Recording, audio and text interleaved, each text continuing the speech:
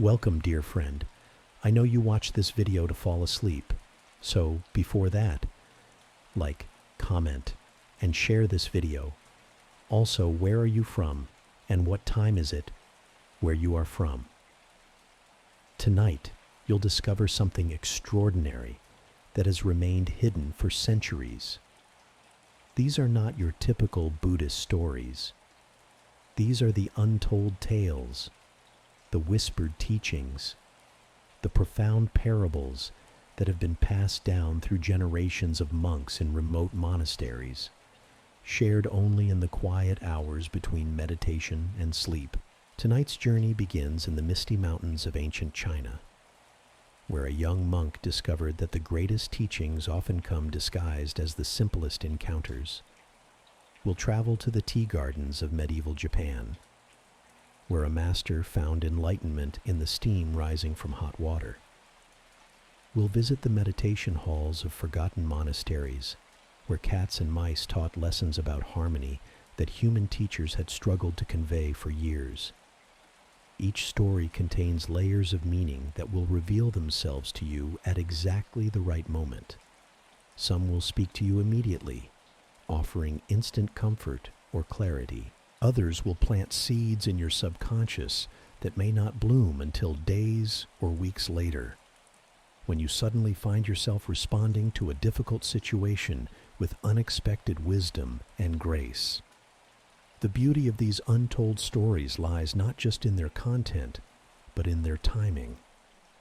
They've waited centuries to find their way to you, to this moment, to this exact point in your spiritual journey, when you're ready to receive what they have to offer. There are no coincidences in this ancient wisdom. The fact that you're here tonight, listening to these words, is part of a pattern that began long before you were born. As we embark on this journey together, I want you to release any expectations about how you should feel or what you should learn. These stories work best when you simply allow them to wash over you like gentle waves. Some nights, you'll find yourself hanging on every word, fascinated by the intricate details of monastery life or the clever solutions of wise teachers. Other nights, you'll drift peacefully as the stories become a soothing background melody that carries you into restorative sleep. Both experiences are perfect. Both serve your highest good. The ancient masters who created these stories understood that wisdom comes in many forms.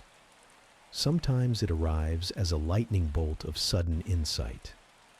More often, it seeps into our consciousness like morning dew, so gently that we hardly notice the transformation until we realize we've become more patient, more compassionate, more at peace with ourselves and the world around us. Tonight's collection spans over 15 centuries of Buddhist wisdom, drawn from traditions across Asia. You'll hear stories from the Zen monasteries of Japan, where silence spoke louder than words.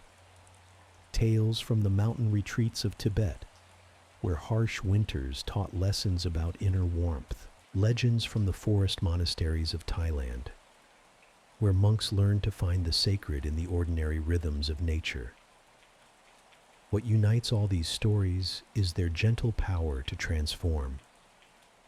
They don't demand that you change your beliefs or adopt new practices. Instead, they simply invite you to see familiar situations from a fresh perspective.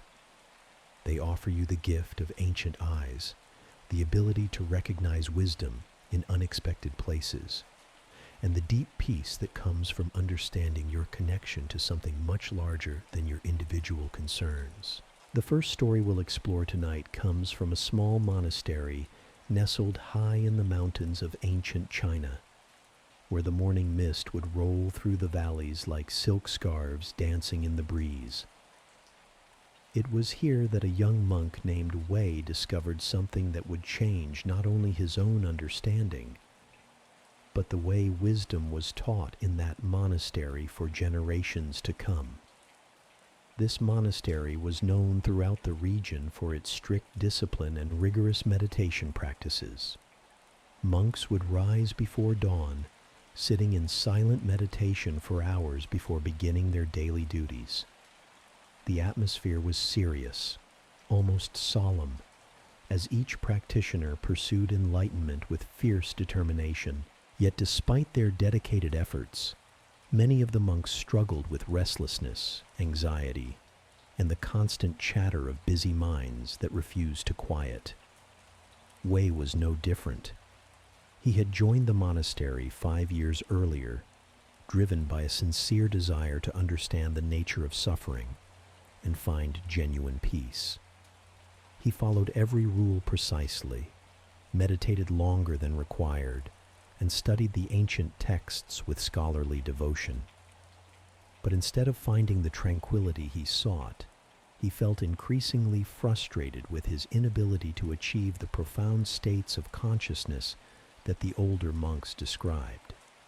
His meditation sessions were battlegrounds where he fought against wandering thoughts, trying to force his mind into submission through sheer willpower. The harder he tried to concentrate, the more agitated he became. Sleep eluded him as his mind raced through endless cycles of self-criticism and spiritual ambition. He began to wonder if he lacked some essential quality that would allow him to progress on the path. One morning, after a particularly restless night of meditation, Wei made his way to the monastery kitchen to help prepare the morning meal. The head cook, an elderly monk named Master Liang, had served the community for over 30 years. He was known more for his practical skills than his philosophical insights, and many of the younger monks barely noticed him as they pursued their loftier spiritual goals. As Wei entered the kitchen, he found Master Liang sitting quietly at a small wooden table, holding a simple ceramic bowl filled with steaming tea. The morning light filtered through a paper window, casting gentle shadows across the weathered wooden floor. Master Liang's face was peaceful, his breathing slow and natural, as he lifted the bowl to his lips and took a small sip. Something about the scene struck Wei as profoundly beautiful, though he couldn't explain why. Here was no grand meditation hall, no elaborate ritual, no impressive display of spiritual achievement. Just an old man drinking tea in the early morning light. Yet the quality of presence, the depth of contentment that emanated from Master Liang, was more compelling than anything Wei had experienced in years of formal practice. Wei stood in the doorway, transfixed by this simple scene. Master Liang noticed his presence and gestured toward a cushion beside him. Without speaking, he poured tea into a second bowl and placed it gently on the table. Wei approached hesitantly, still carrying the weight of his spiritual struggles, and settled beside the elderly cook. The silence between them felt different from the forced quiet of the meditation hall. This was not the absence of sound, but the presence of something deeper. Master Liang continued sipping his tea with unhurried appreciation, as if each drop contained entire universes of flavor and warmth. Wei picked up his own bowl, expecting some profound teaching or cryptic koan that would unlock the mysteries he'd been wrestling with for years. Instead, Master Liang simply said, "Good tea this morning." His voice carried no special intonation, no hidden meaning that Wei could detect. Just a straightforward observation about the quality of the tea. Wei nodded politely, unsure how to respond, and took a sip from his own bowl. The tea was indeed good. Nothing extraordinary, just the familiar blend of leaves that the monastery had been using for decades. But as Wei sat there in the gentle morning light, breathing in the aromatic steam, feeling the warmth spread through his chest, something remarkable began to happen. The constant chatter in his mind started to quiet, not through force or concentration, but through simple attention to this ordinary moment. Master Liang finished his tea and rose to begin preparing rice for the community's morning meal. Wei expected him to offer some explanation of what had just occurred, some teaching that would help him understand why sitting quietly with tea had accomplished what hours of intensive meditation had not. Instead, Master Liang simply rinsed his bowl, placed it on the shelf rice with the same peaceful, and began measuring attention he had brought to drinking tea. For the next several days, Wei found himself drawn to the kitchen each morning. Master Liang would always pour him tea, and they would sit together in comfortable silence as the monastery slowly awakened around them. No profound discussions took place. No ancient texts were quoted. They simply shared tea and presence, allowing the natural rhythm of morning to unfold without interference. Gradually, Wei began to notice changes in his formal meditation practice. His mind, which had been like a wild horse fighting against its reins, began to settle naturally into stillness.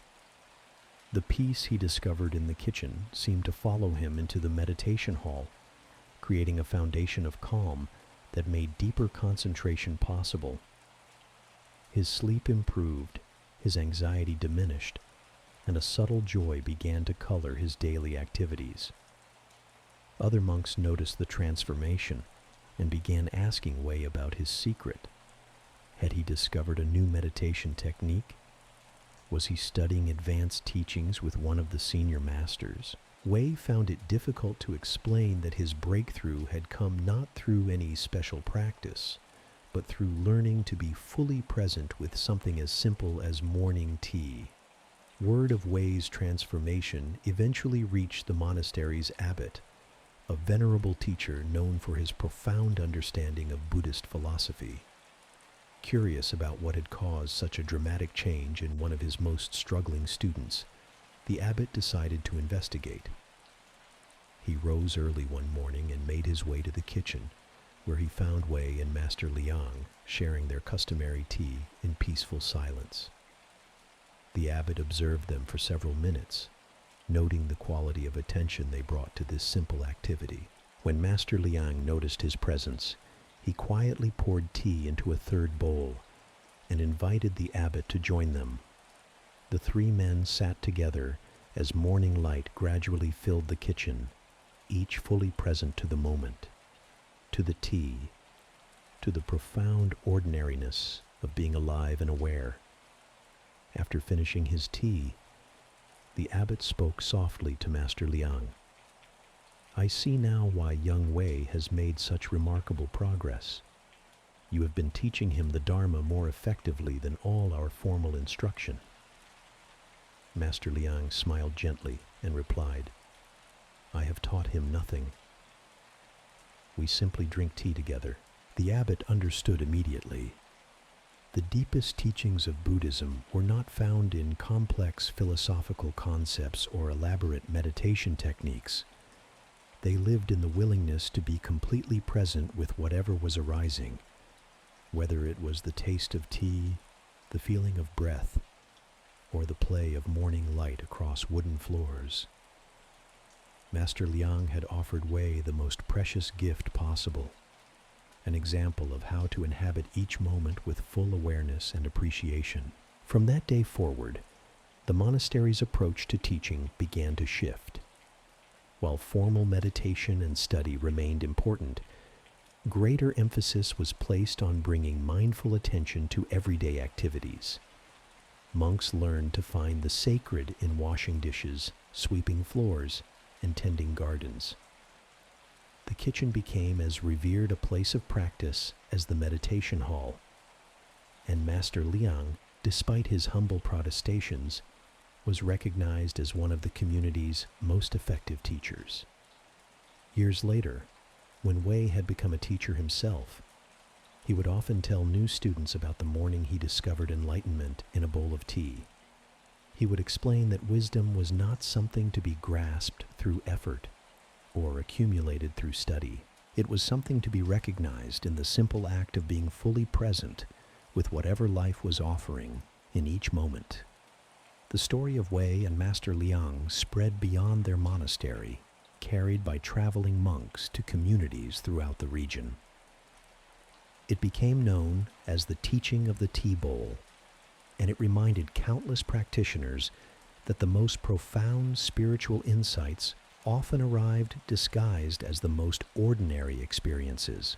This tale carries within it the essence of what we call beginner's mind, that quality of fresh attention that sees wonder in familiar things. When we approach our daily activities with the same reverence that Master Liang brought to his morning tea, every moment becomes an opportunity for awakening. The kitchen table becomes an altar. The simple bowl becomes a sacred vessel, and the act of drinking tea becomes a direct transmission of ancient wisdom. As you rest tonight, perhaps you can feel the truth of this story settling into your awareness. The peace you seek is not hidden in some distant monastery or complex teaching. It exists in your willingness to be completely present with this breath, this moment, this gentle transition between waking and sleeping. Like Wei discovering tranquility in unexpected places, you too can find profound rest by simply allowing yourself to be exactly where you are. The second story in our collection takes us to the bamboo forests of medieval Japan, where a different kind of wisdom was about to unfold. In a small temple called Shizenin, which means Temple of Natural Simplicity, there lived a community of monks who had dedicated themselves to the art of calligraphy. They believed that through perfect brush strokes, they could express the deepest truths of existence. Brother Kenji was considered the most talented among them. His characters flowed like water across rice paper, each stroke placed with mathematical precision. Visitors would travel for days just to witness him work, marveling at how his brush seemed to dance with divine inspiration. Other monasteries would request examples of his calligraphy to display in their halls of honor. Kenji had achieved everything a monk could hope for in terms of recognition and skill, yet something troubled him deeply. Despite his technical mastery, despite the praise and admiration he received, Kenji felt as if his work lacked something essential. When he looked at his perfect characters, he saw only technique. Beautiful, yes. Skillful, certainly, but somehow empty of the living spirit that he sensed should animate true artistic expression. This frustration grew stronger each day. Kenji would spend hours in meditation, seeking the missing element that would transform his calligraphy from mere craft into genuine art.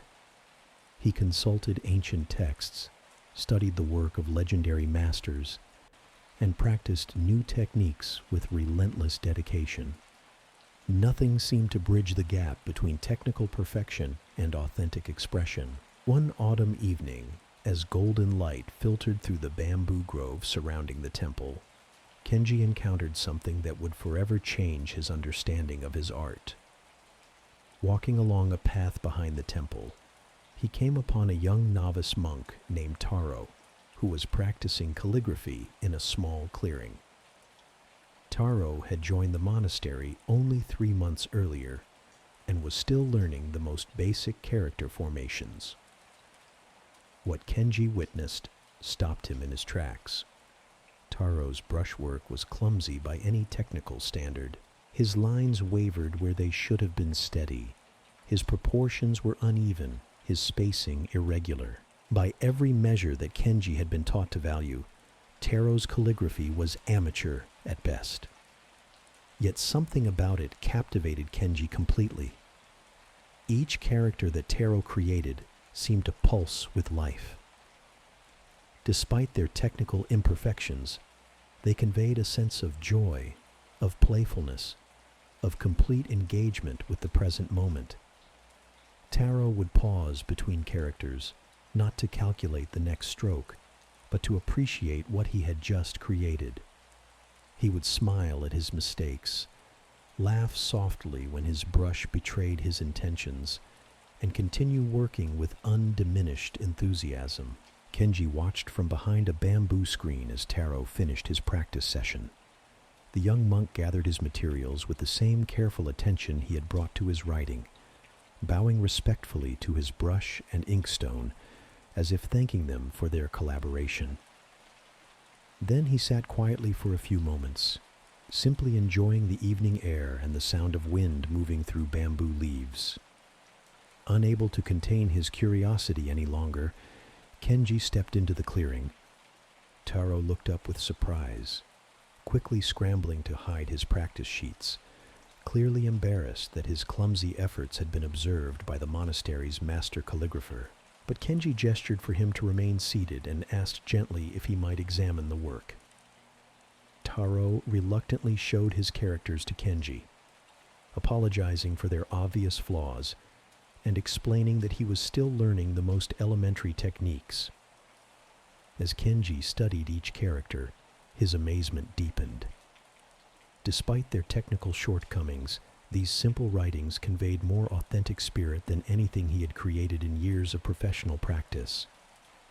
The character for peace seemed to radiate actual tranquility. The symbol for joy appeared to dance on the paper with genuine happiness. Most remarkable of all, the character for beginner's mind seemed to embody exactly that quality of fresh, unencumbered awareness that Zen masters had described for centuries, but that Kenji had never successfully captured in his own precise brushwork.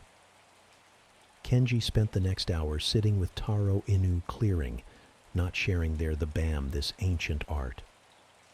Taro explained that he approached each character as teacher and student, but as two practitioners his brush to discover the shape love for if meeting it for the first time, allowing forms.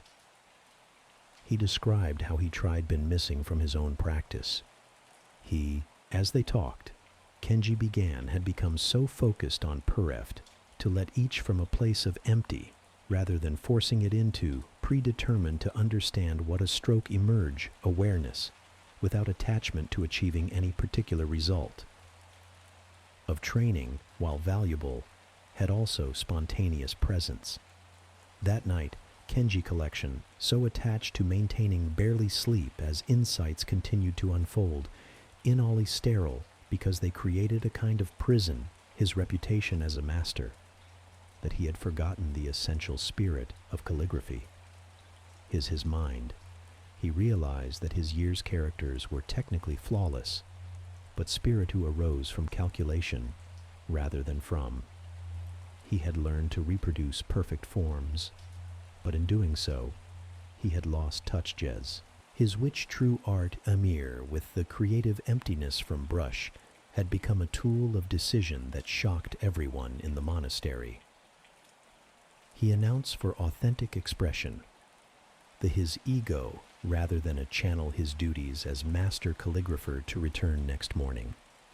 Kenji made a beginner seeking to rediscover the joy of creation he might join him in his evening practice sessions that he would be taking a leave of absence from to basic training. He asked Taro if, not as a teacher, but as a fellow Kenji Hamonk's thought, the othered suffered some kin accomplished pract of breakdown.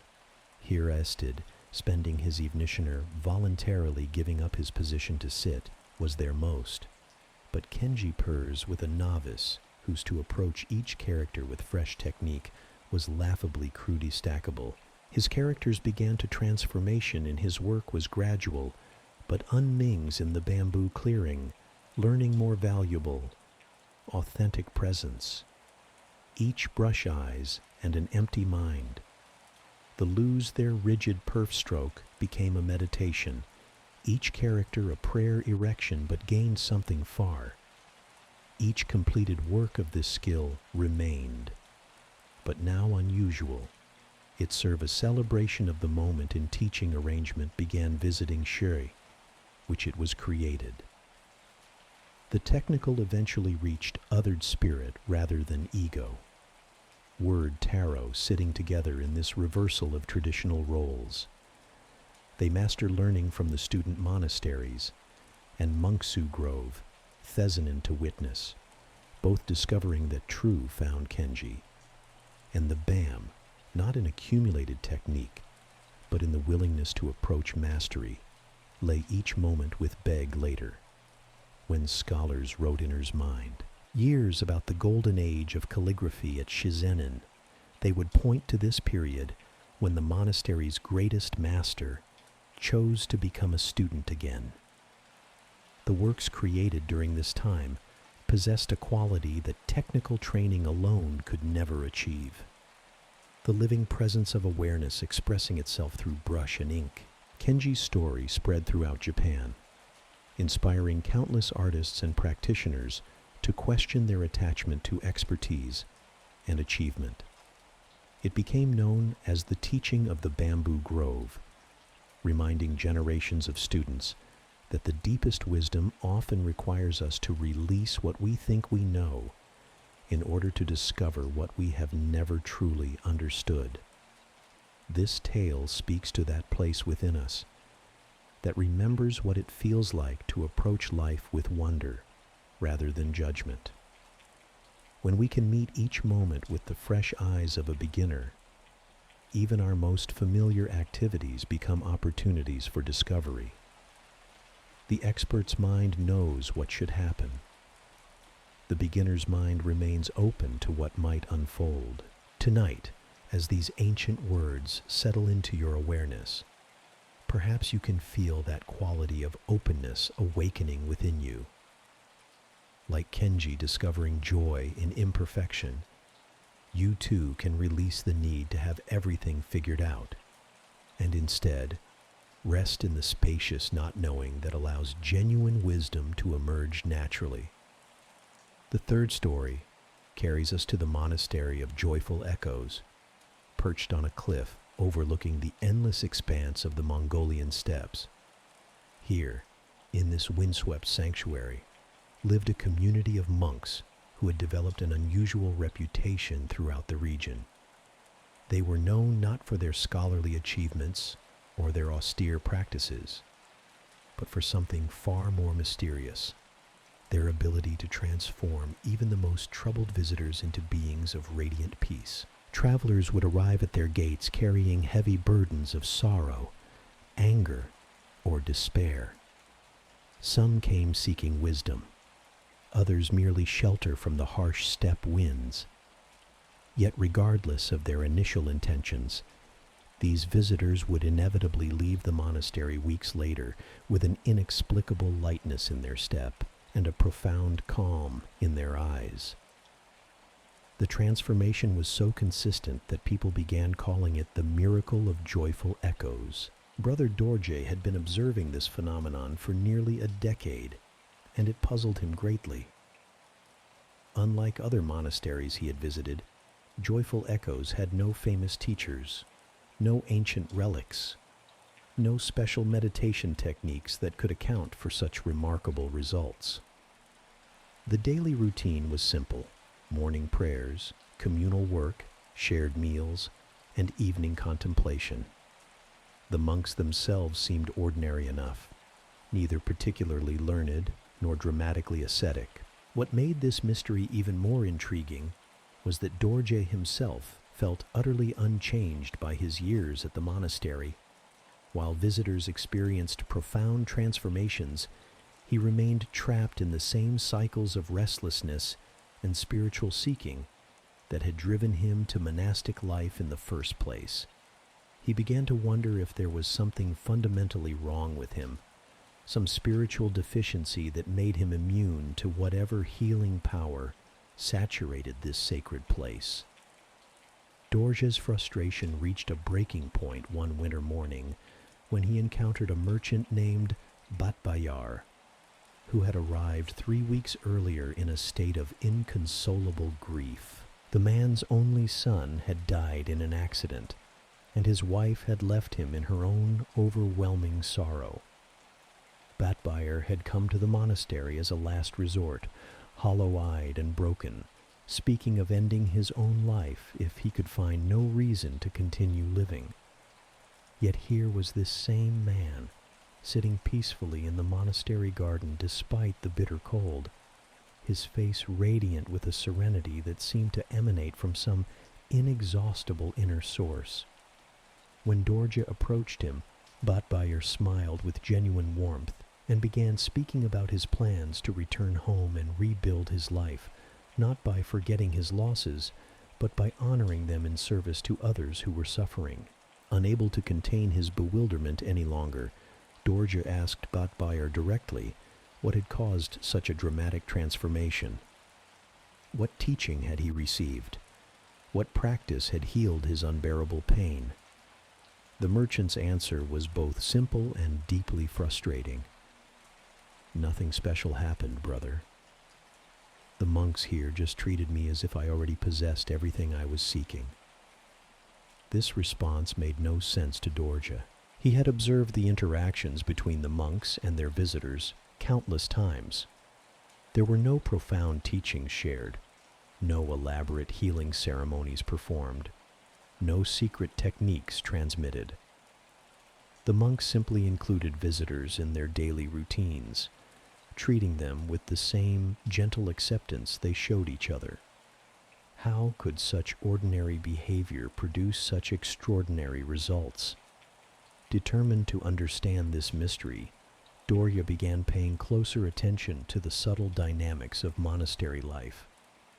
He watched how Brother Tenzin would greet each visitor not as a stranger, but as a long-seeking something-lost friend who had finally come home. He noticed how Sister Yangchen would include newcomers in kitchen duties without any explanation, as if their participation was the most natural thing in the world. He observed how the entire community would gather around visitors during evening tea, listening to their stories, not with the detached compassion of counselors, but with the engaged interest of family members catching up on each other's lives. Slowly, a startling realization began to dawn on Dorje. The monks at Joyful Echoes were not trying to transform their visitors at all. They were simply recognizing and responding to a wholeness that was already present, treating each person who arrived as if they were already the peaceful, wise, compassionate being they were seeking to become. This recognition was so consistent, so unwavering, that visitors began to see themselves through these accepting eyes and discovered qualities within themselves they had never known existed. The more Dorje contemplated this insight, the more he understood why he himself had remained unchanged. Unlike the visitors who were seen with fresh eyes by the monks, Dorje had been carrying his own self-concept as a struggling practitioner, a seeker who had not yet found what he was looking for. The monks responded to him according to this identity he projected, treating him as someone who was indeed still searching, rather than someone who had already arrived. This realization struck Dorje like lightning on a clear day. He had been so focused on becoming someone different, someone more spiritual or enlightened, that he had completely overlooked the possibility that he might already be exactly who he needed to be. The peace he was seeking was not something to be acquired through years of practice, but something to be recognized as already present in this very moment. That evening, during the community's shared tea time, something unprecedented happened. When the monks gathered around Dorje with their usual gentle attention, instead of launching into his habitual complaints about his lack of progress, he found himself simply present with them, no longer performing the role of the struggling seeker, but just being himself without apology or explanation. The shift in the room's atmosphere was immediate and palpable. The monks began responding to Dorje differently, not because he had changed his behavior, but because he had stopped hiding behind his spiritual identity and allowed his natural presence to shine through. For the first time in years, he felt truly seen and accepted, not as someone who might someday become enlightened, but as someone who had never actually been separate from the peace he was seeking. In the weeks that followed, Dorje began to understand that the real miracle of Joyful Echoes was not that broken people were healed, but that whole people were recognized.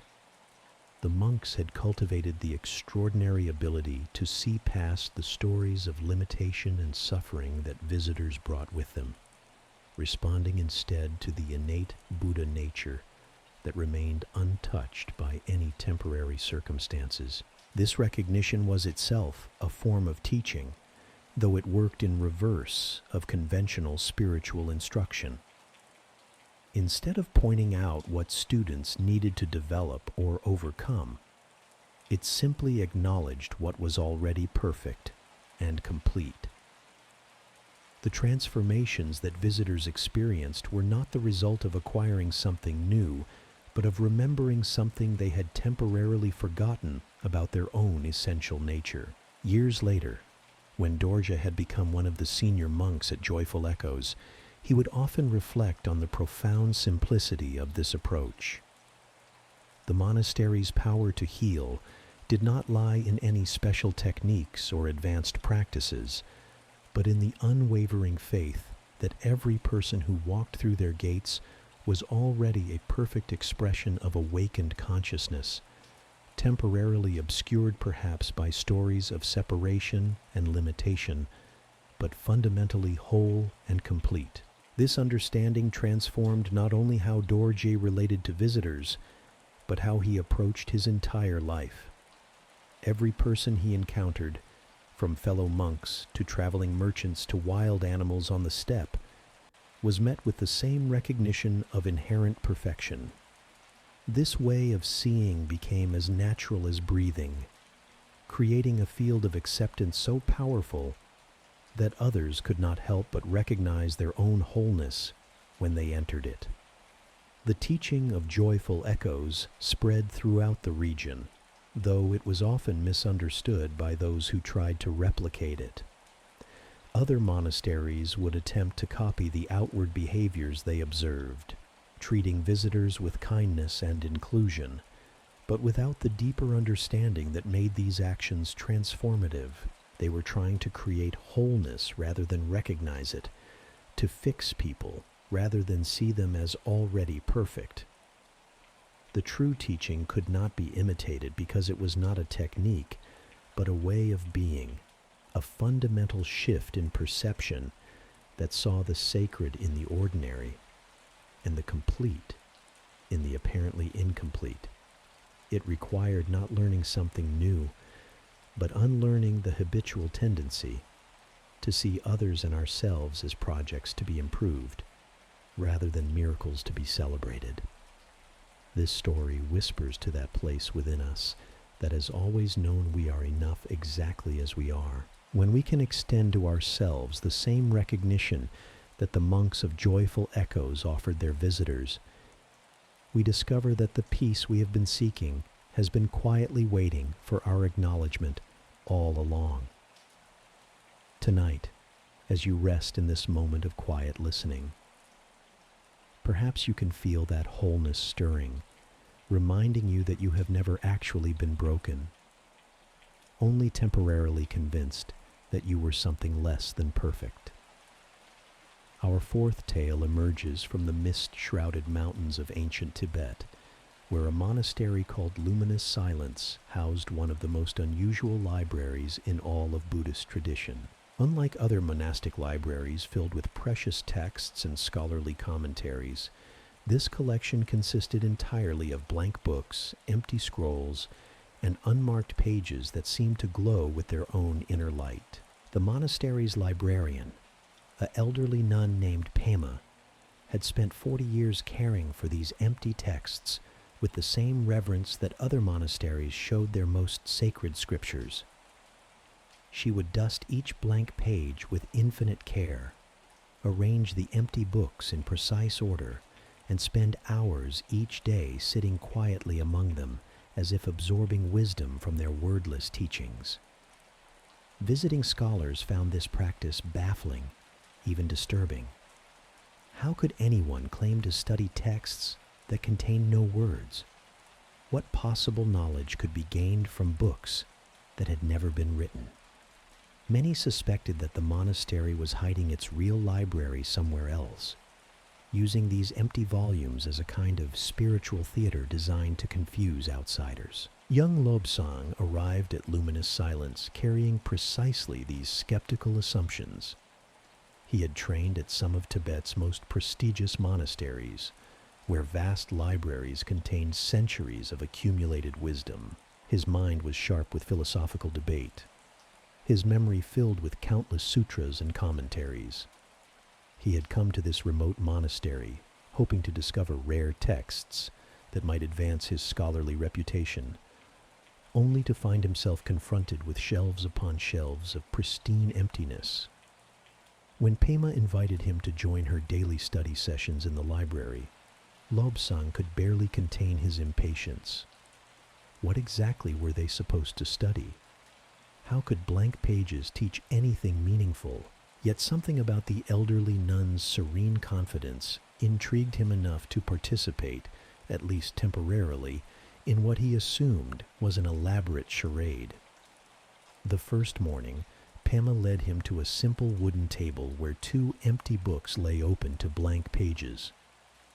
She gestured for him to sit across from her, then settled into a posture of relaxed attention, gazing softly at the unmarked page before her.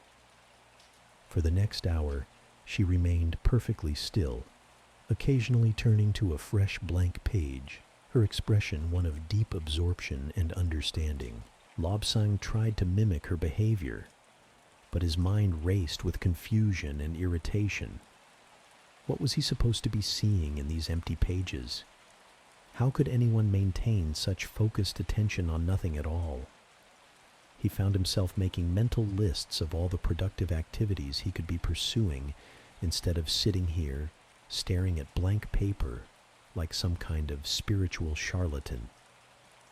After what felt like an eternity, Pema gently closed her book and smiled at Lobsang with genuine warmth. "What did you discover today?" she asked, as if the question were perfectly reasonable.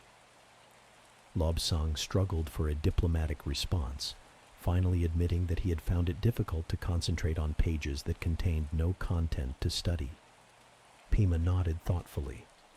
Yes, that is exactly what most people experience at first. The mind is so accustomed to feeding on words and concepts that it becomes agitated when offered pure space instead. But tell me, during that hour of sitting here, did you notice anything about the quality of your own awareness? This question caught Lobsang off guard. He had been so focused on the supposed pointlessness of the exercise that he had not paid attention to his internal experience. As he reflected, he realized that despite his mental complaints, there had been moments when his awareness had become unusually clear and spacious, uncluttered by the constant stream of analysis and comparison that typically occupied his mind. "Ah," Pema said, her eyes twinkling with gentle delight.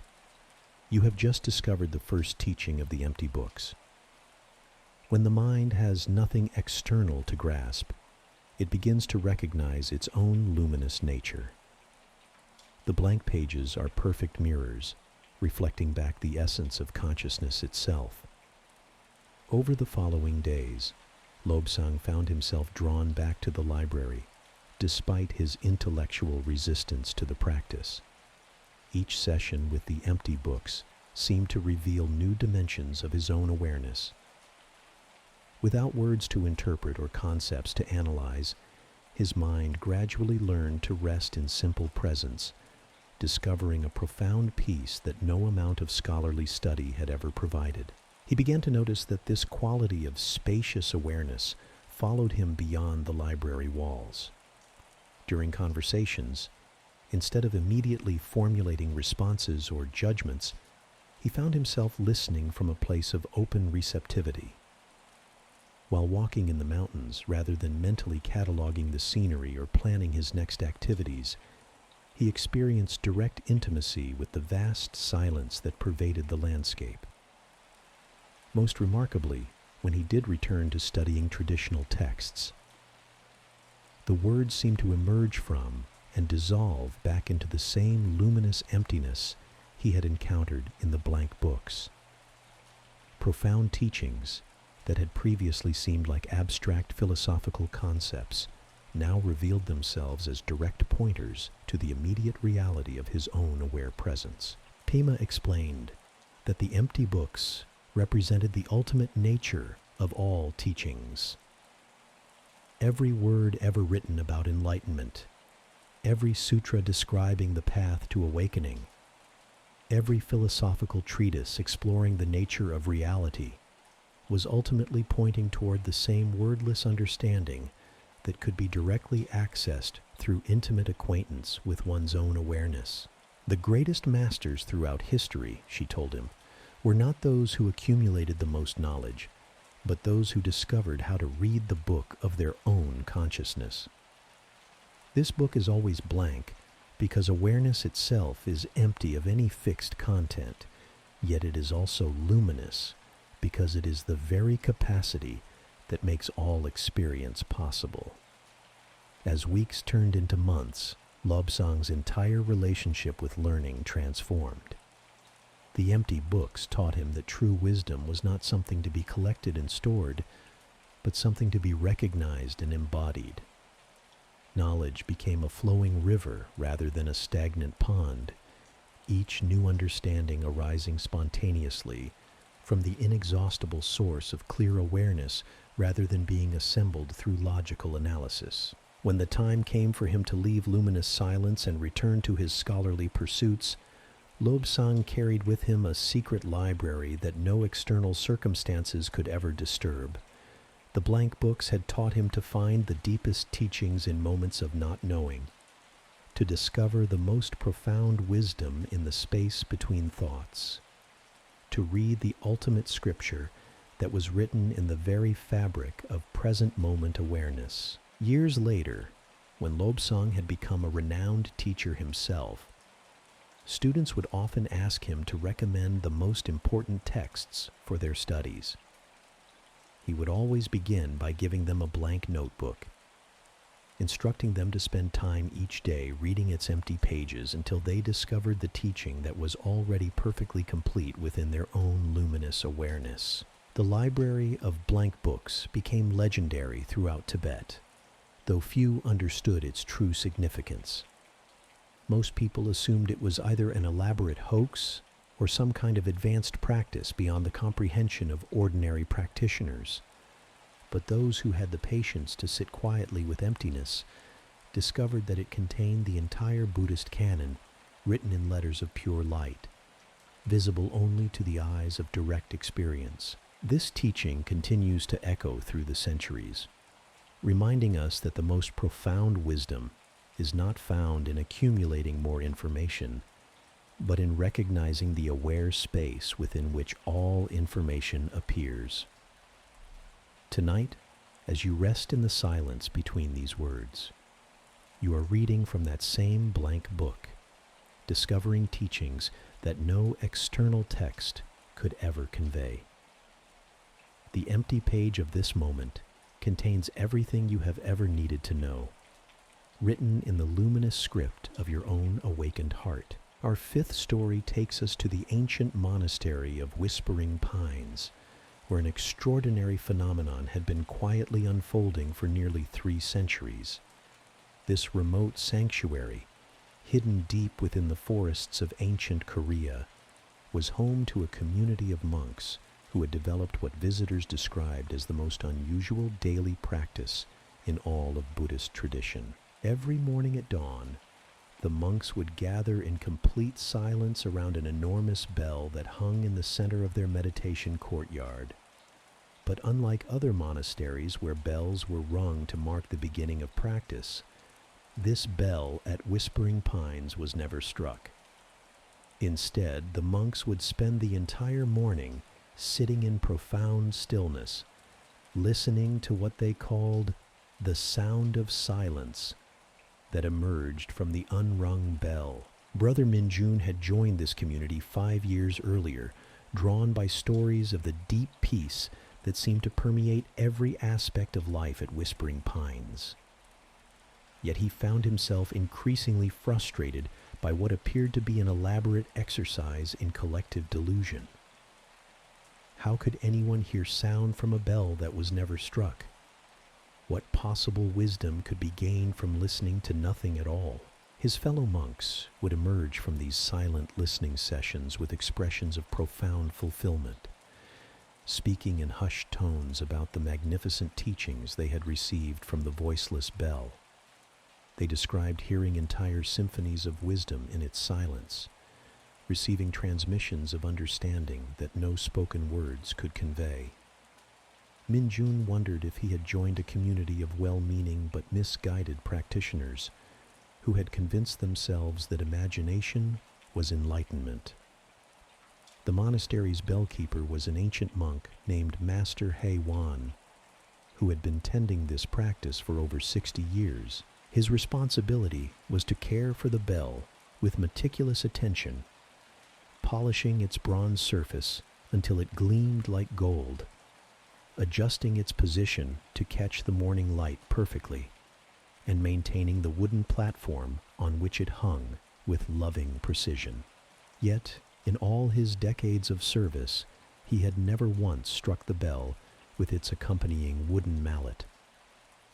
Minjun approached Master Haiwan one afternoon, unable to contain his confusion any longer. "Venerable teacher," he said with respectful urgency, "I have listened to the silent bell every morning for years, yet I hear nothing but the absence of sound. What am I missing? What should I be listening for?" Master Haiwan smiled with the gentle patience of one who had fielded this question countless times before. "Come with me," he said, leading Minjun to a small garden behind the monastery, where a fountain bubbled quietly among carefully arranged stones. "Tell me, what do you hear?" Minjun listened carefully. "I hear water flowing over rocks, birds singing in the trees, wind moving through leaves, and the distant sound of monks chanting in the main hall." Master Haiwan nodded approvingly. "And now," he continued, "listen more deeply. What is the sound that makes all these other sounds possible?" This question puzzled Minjun completely. He strained to hear some underlying tone or hidden frequency that might be supporting the obvious sounds around him. After several minutes of intense listening, he shook his head in defeat. "I'm sorry, Master.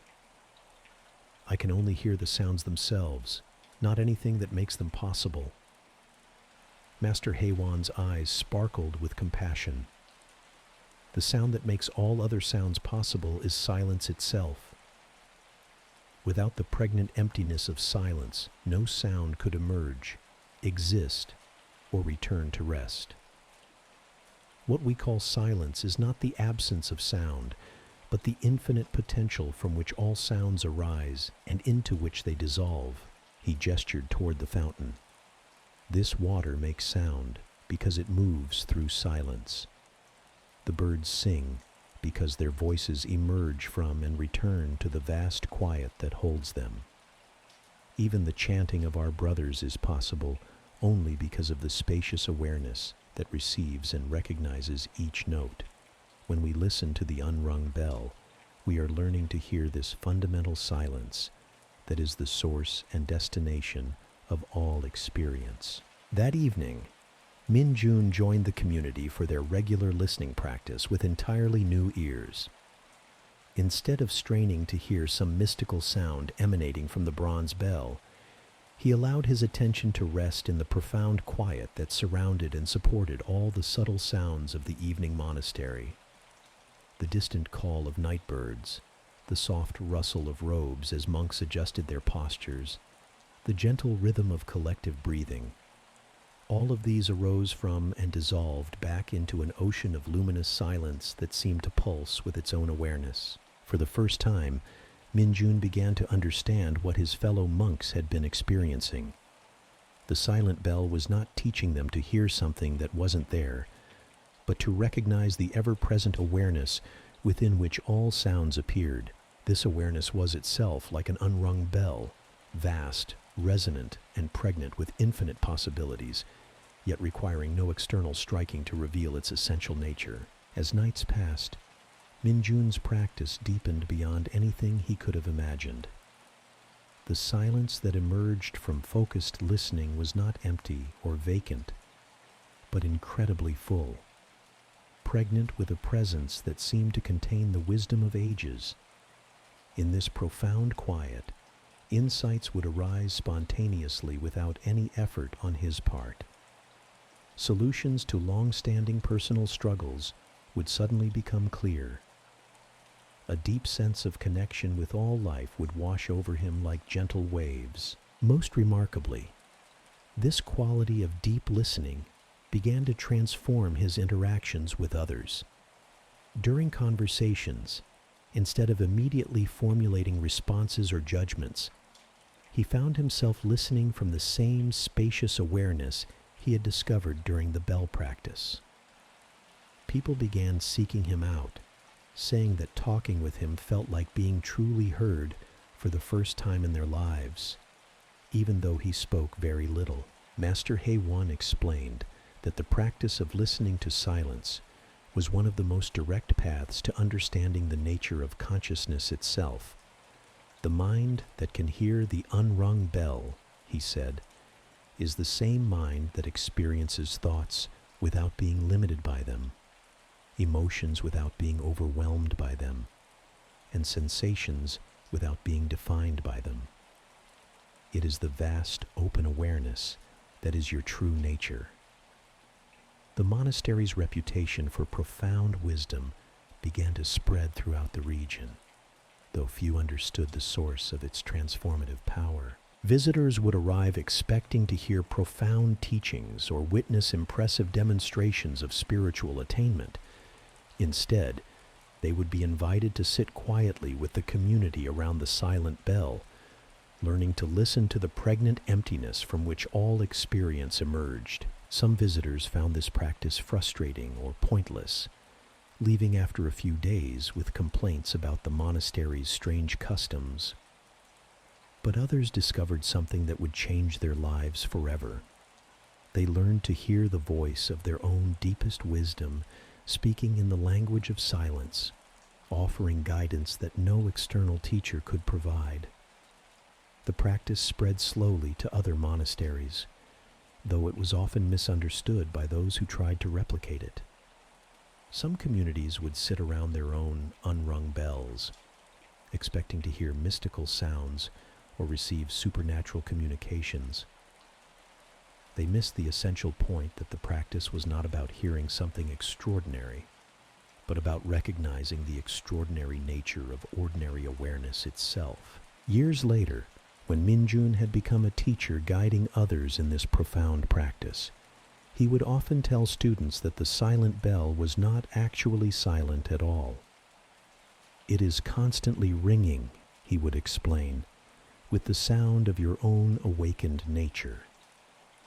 The practice is simply learning to tune your inner ear to a frequency that is always broadcasting, but which the busy mind usually overlooks. The teaching of the unrung bell became one of the most treasured practices in Korean Buddhism, passed down through generations of practitioners who understood that the deepest wisdom often speaks in whispers, and that the most profound teachings emerge from the pregnant silence between words. The bell at Whispering Pines continued to hang untouched, its bronze surface reflecting the changing light of countless seasons, its silence more eloquent than any sound could ever be. This ancient practice reminds us that beneath the constant noise of modern life, there exists a profound stillness that is always available to us. When we learn to listen with the same depth that the monks brought to their silent bell, we discover that this quiet awareness is not empty, but full of peace, full of wisdom, full of the kind of presence that transforms everything it touches. Tonight, as you rest in the growing silence between these words, perhaps you can hear the sound of your own unrung bell, that vast aware presence that has been listening to every story, witnessing every experience, holding every moment in its luminous embrace. Like the monks of Whispering Pines, you too can learn to find in this silence the most profound teaching of all, the recognition of your own boundless, peaceful nature that needs no external sound to reveal its perfect completeness.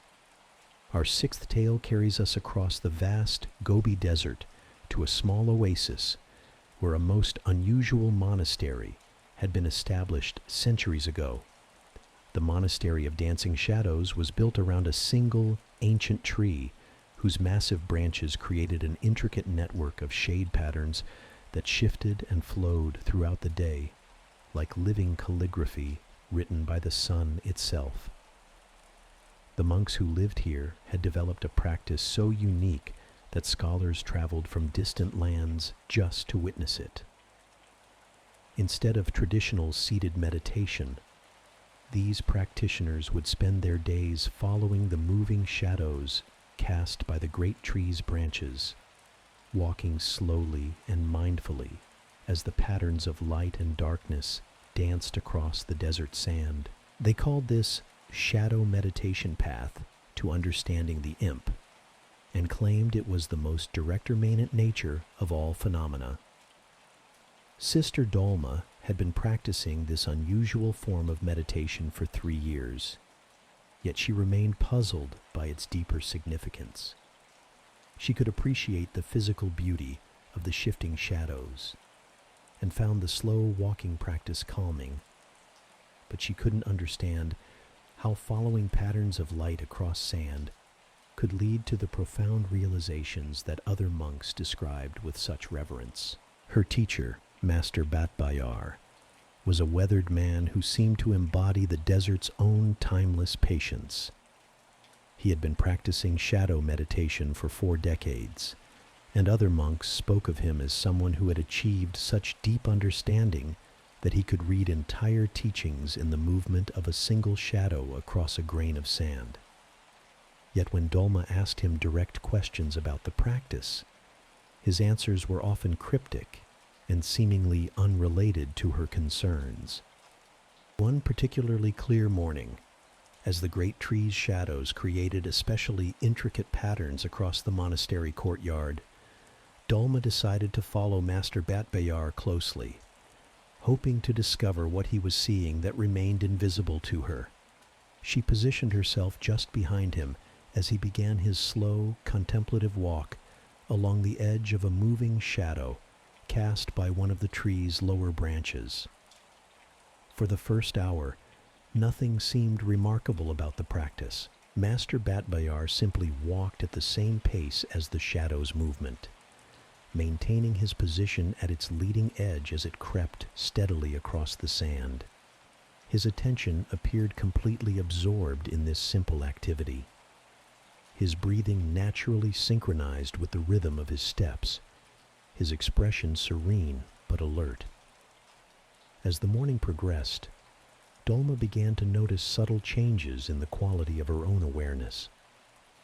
The constant mental chatter that usually accompanied her meditation practice started to quiet naturally, not through effort or concentration, but through the simple act of matching her movement to something larger than her individual will.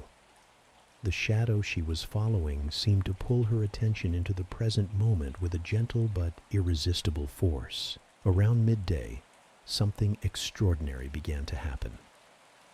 The shadow they had been following merged with another shadow cast by a different branch, creating a new pattern that required them to adjust their direction and pace. Master Batbayar flowed seamlessly into this transition, his movement becoming a perfect dance with the changing light. Dolma attempted to follow his example, and suddenly understood something profound about the nature of adaptation and surrender.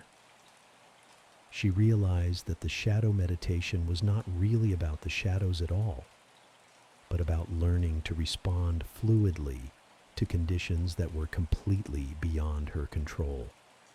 The sun would move according to its own celestial schedule. The tree's branches would cast their patterns according to the laws of light and geometry. Her only choice was whether to resist these natural forces or learn to dance with them in perfect harmony. As this insight deepened, Dolma began to see parallels everywhere in her life. How often had she exhausted herself, fighting against circumstances that were as unchangeable as the sun's path across the sky?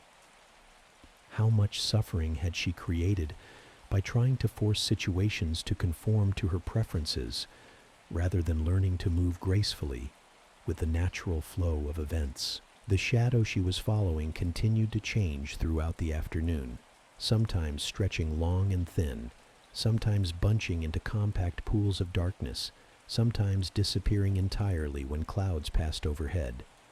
Each transformation required a different response: patience when the shadow vanished, agility when it moved quickly, stillness when it pooled in one place. Master Batbayar met each change with perfect equanimity, his practice becoming a living demonstration of the Buddhist teaching about impermanence.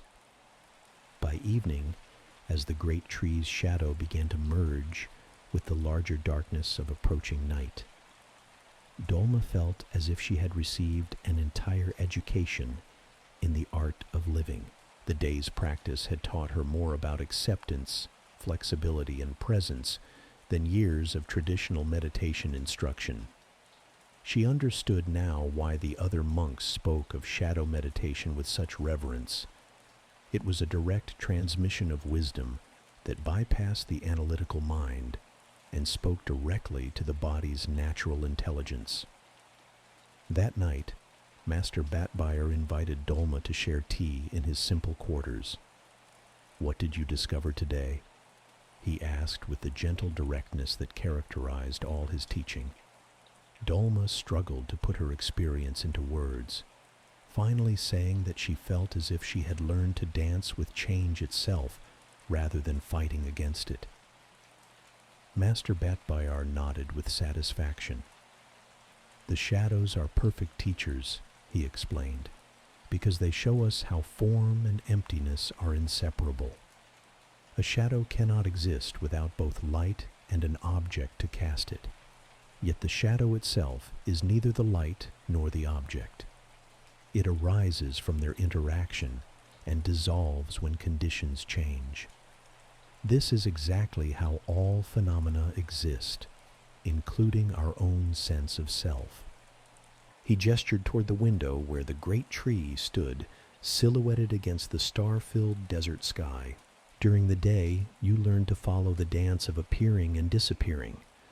At night, when there are no shadows to follow, the real teaching begins.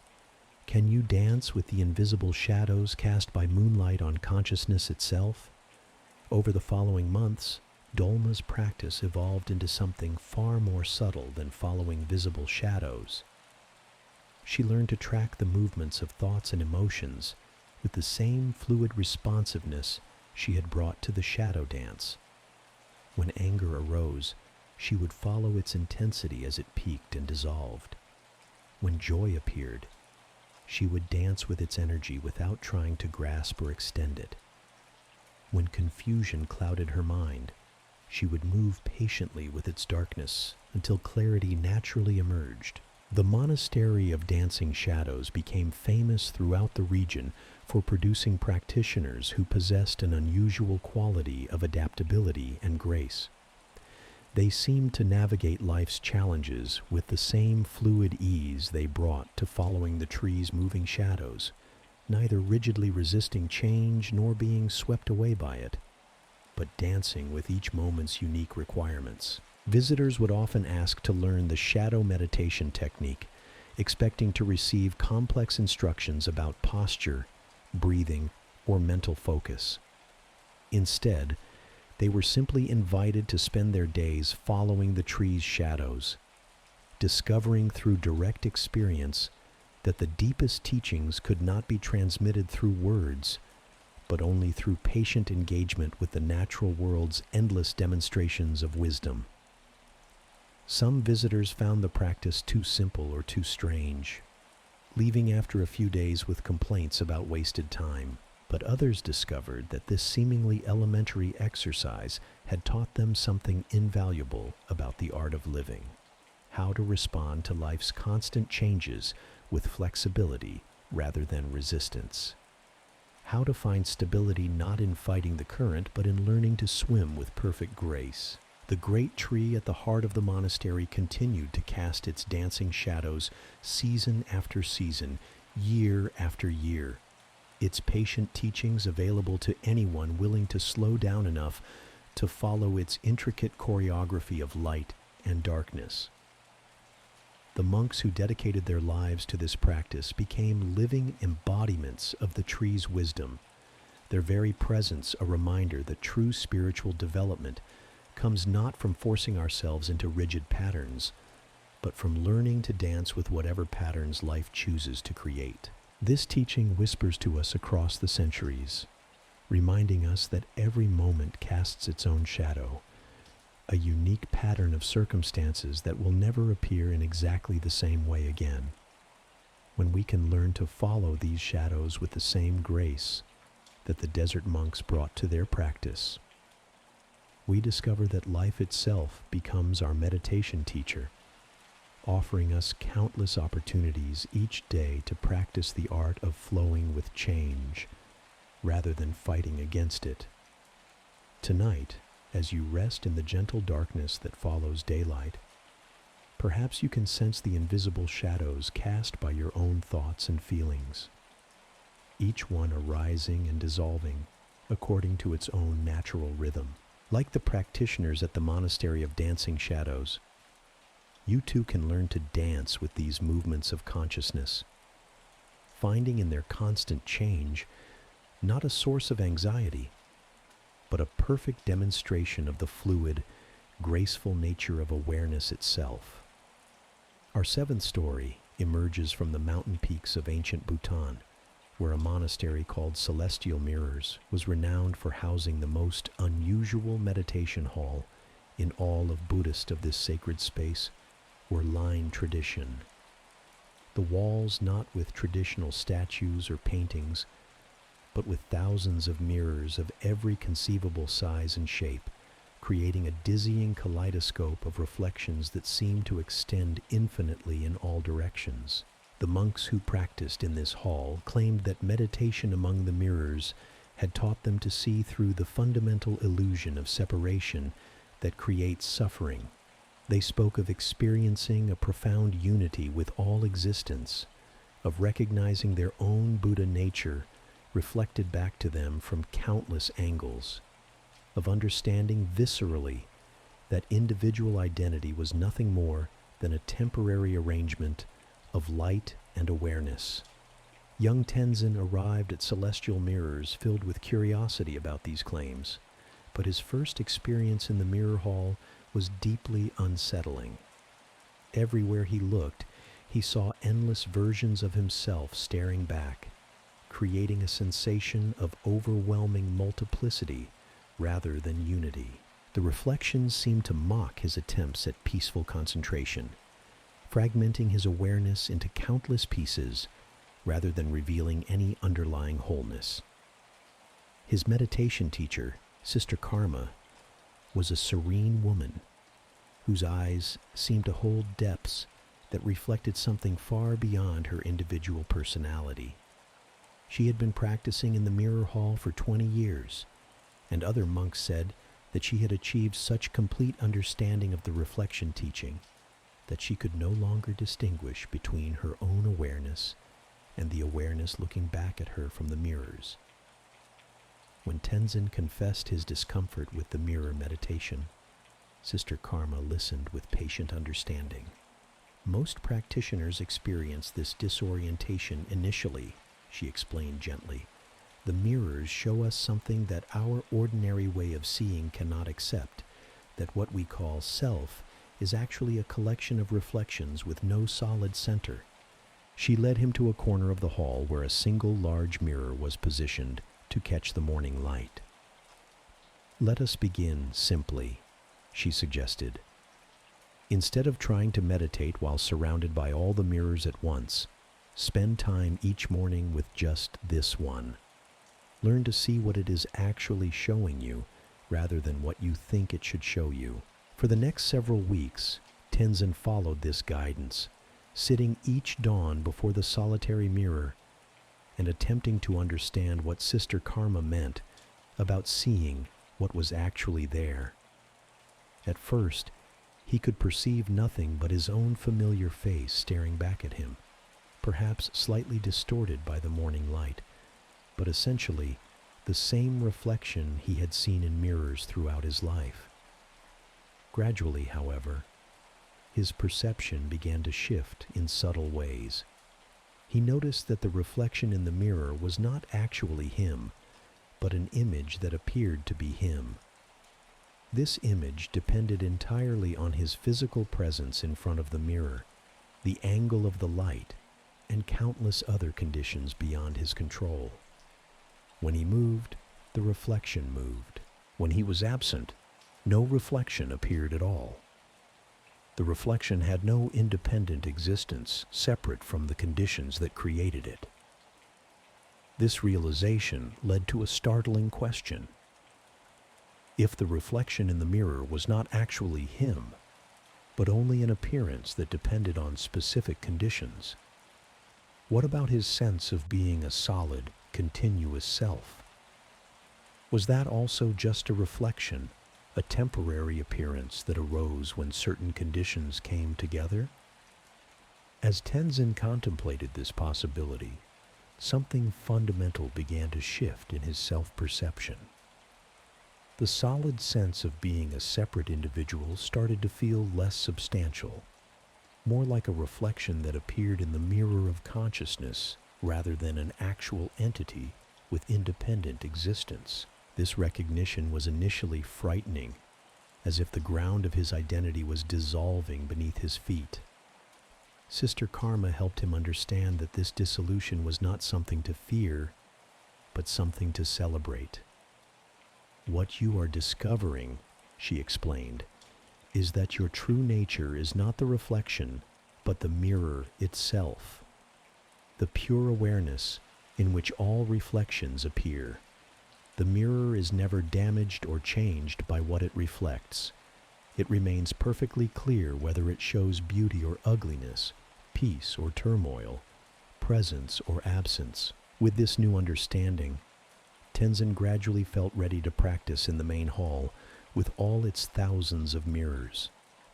Now, instead of being overwhelmed by the multiplicity of reflections, he began to recognize each image as a unique facet of the same underlying awareness.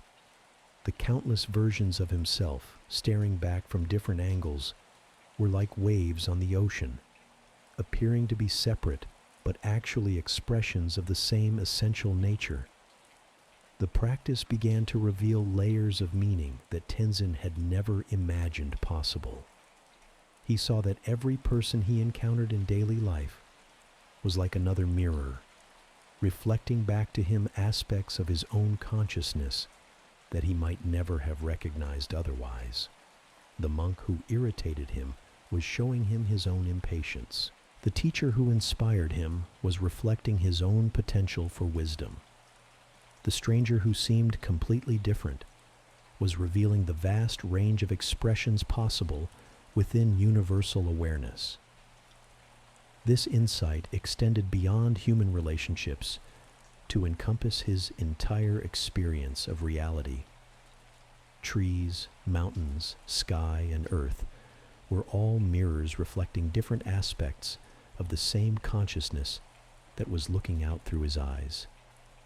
The boundary between observer and observed began to blur, not in a way that created confusion, but in a way that revealed a deeper unity underlying all apparent diversity. As months turned into years, Tenzin's practice in the mirror hall transformed his entire way of being in the world.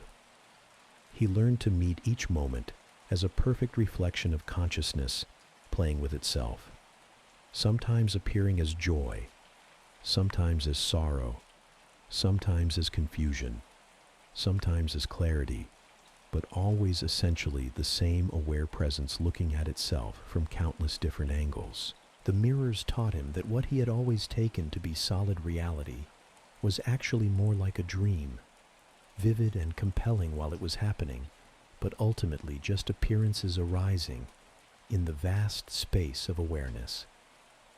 This understanding brought not detachment or nihilism, but a profound appreciation for the creative play of consciousness expressing itself through infinite forms and experiences. Other monks began seeking out Tenzin for guidance, drawn by the quality of presence he had developed through his mirror practice. They said that being around him felt like looking into a perfectly clear mirror that reflected back their own deepest nature without any distortion or judgment. He had learned to embody the teaching of the mirrors, becoming a reflection of pure awareness that helped others recognize their own fundamental clarity. The monastery of celestial mirrors became a pilgrimage destination for practitioners seeking to understand the nature of identity and consciousness.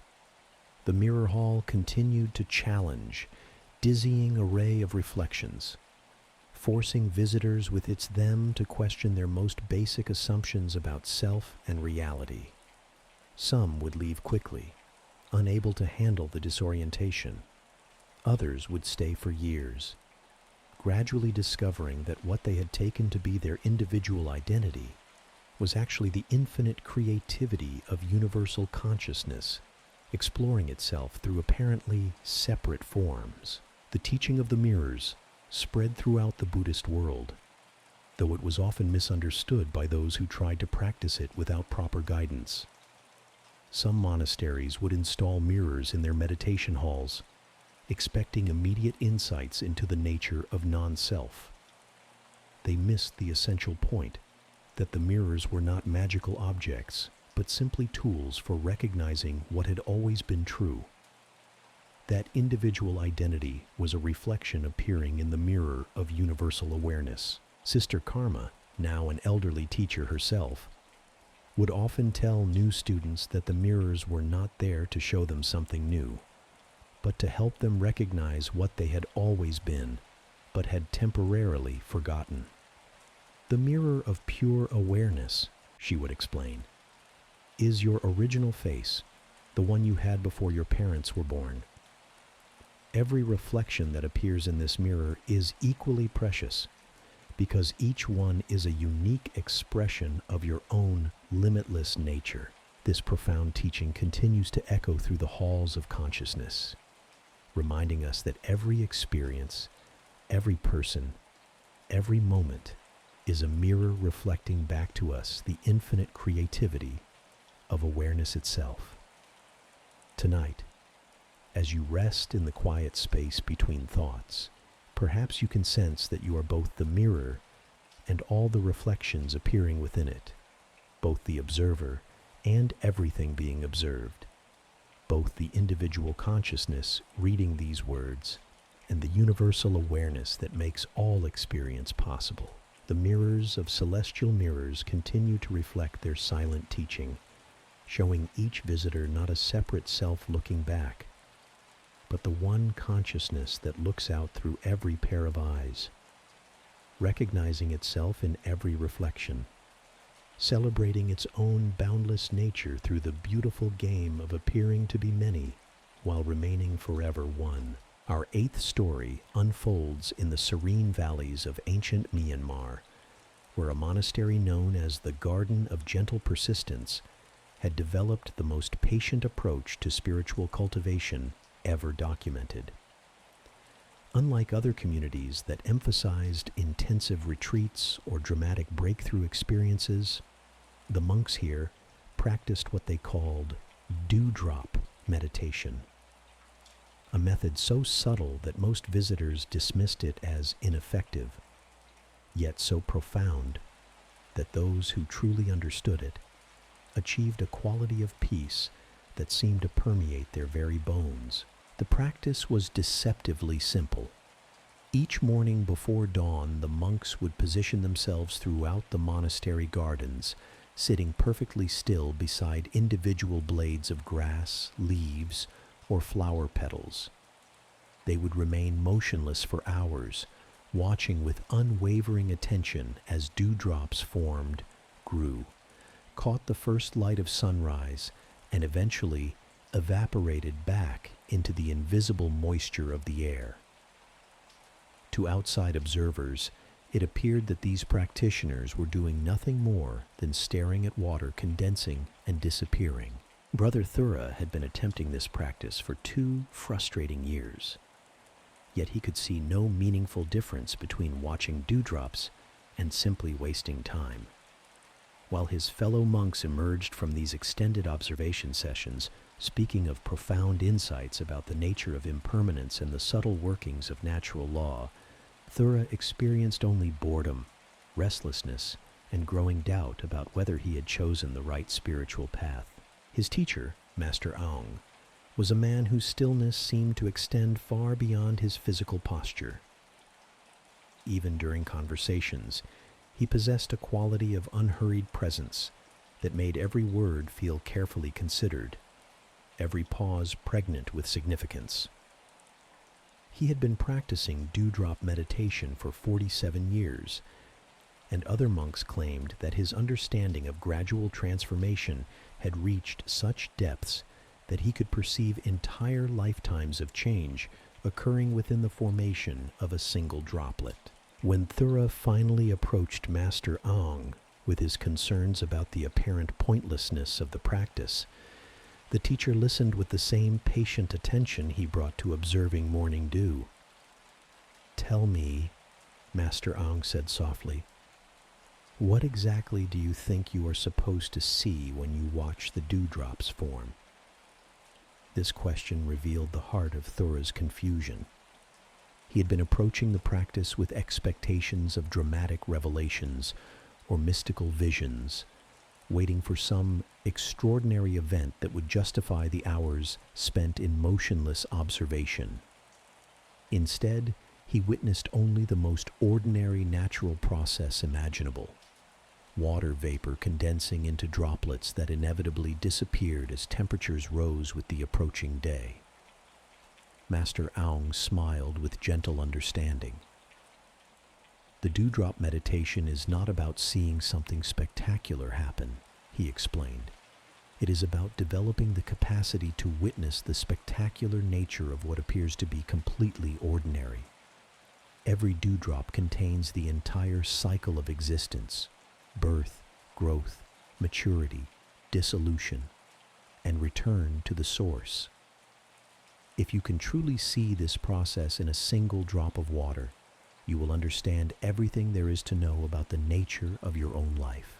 He led Thura to a lotus leaf where several perfect dewdrops had formed during the night. "Choose one droplet," he instructed, "and commit to staying with it for its entire lifetime. Do not look for lessons or insights. Simply be present with this tiny manifestation of existence as it unfolds according to its own natural rhythm." The next morning, Thura positioned himself beside a small fern frond where a single dewdrop clung to its delicate edge. For the first hour, his mind raced with its familiar complaints about the supposed futility of the exercise. But as the morning light gradually strengthened, something began to shift in his quality of attention. The longer he remained present with this one droplet, the more he began to perceive subtle changes that had previously escaped his notice. The dewdrop was not static as he had assumed, but constantly changing. Its surface trembled almost imperceptibly with each breath of morning air. Its size fluctuated as microscopic amounts of moisture condensed onto its surface or evaporated from its edges. The light passing through it created tiny rainbows that shifted and danced with the slightest movement of the fern frond. What he had dismissed as a simple blob of water revealed itself to be an incredibly dynamic system, responding to countless invisible influences. As hours passed, Thura found his awareness naturally synchronizing with the dewdrop's gradual transformation. His breathing slowed to match the gentle rhythm of its growth and contraction. His thoughts quieted as his attention became absorbed in witnessing this miniature demonstration of impermanence unfolding in real time. For perhaps the first time in his life, he experienced what it meant to be completely present with a single phenomenon as it moved through its natural cycle of existence. When the rising sun finally caused his chosen dewdrop to evaporate completely, Thura felt as if he had witnessed a profound teaching about the nature of life itself. The droplet had appeared from invisible moisture, grown to its fullest expression, and then dissolved back into invisibility without leaving any trace of its brief existence. Yet during its short lifetime, it had perfectly demonstrated the Buddhist understanding of impermanence, not as a philosophical concept, but as the fundamental rhythm underlying all manifestation.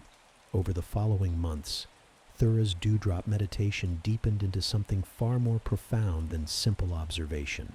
He began to recognize the same pattern of arising, flourishing, and dissolving in every aspect of his experience.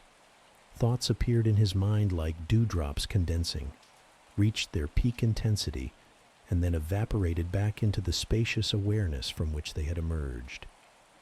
Emotions followed the same cycle, gathering force gradually, reaching their maximum expression, and then naturally dissipating when he neither grasped them nor pushed them away.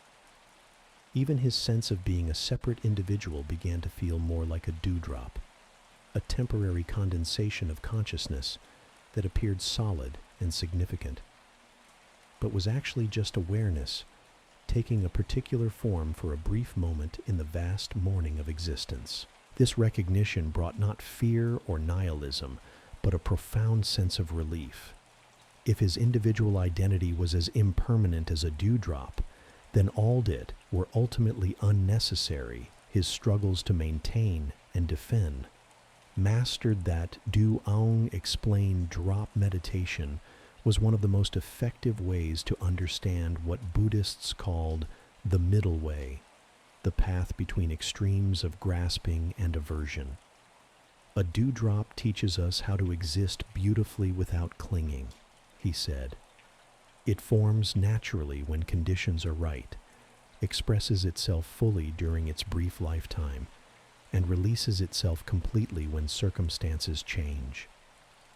This is how we can learn to live, fully engaged with life, but not attached to any particular form it might take.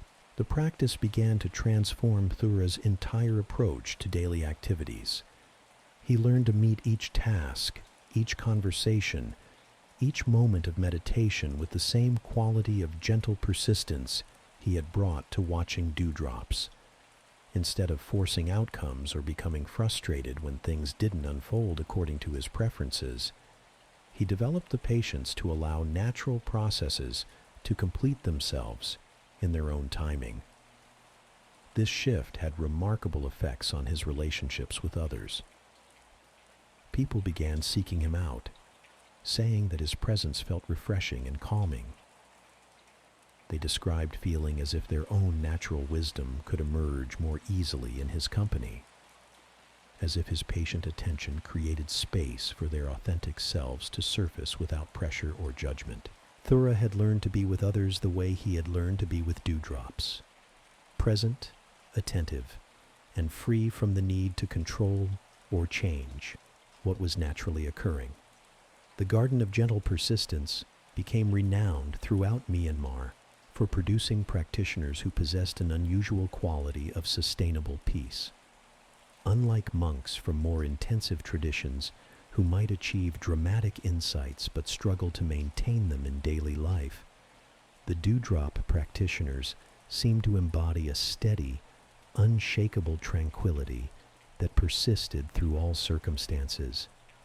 They'd learned to find had the eternal in the ephemeral, the profound in the subtle, the sacred in the absolutely ordinary. Visitors would often arrive expecting to learn advanced meditation techniques or receive transmission of esoteric teachings.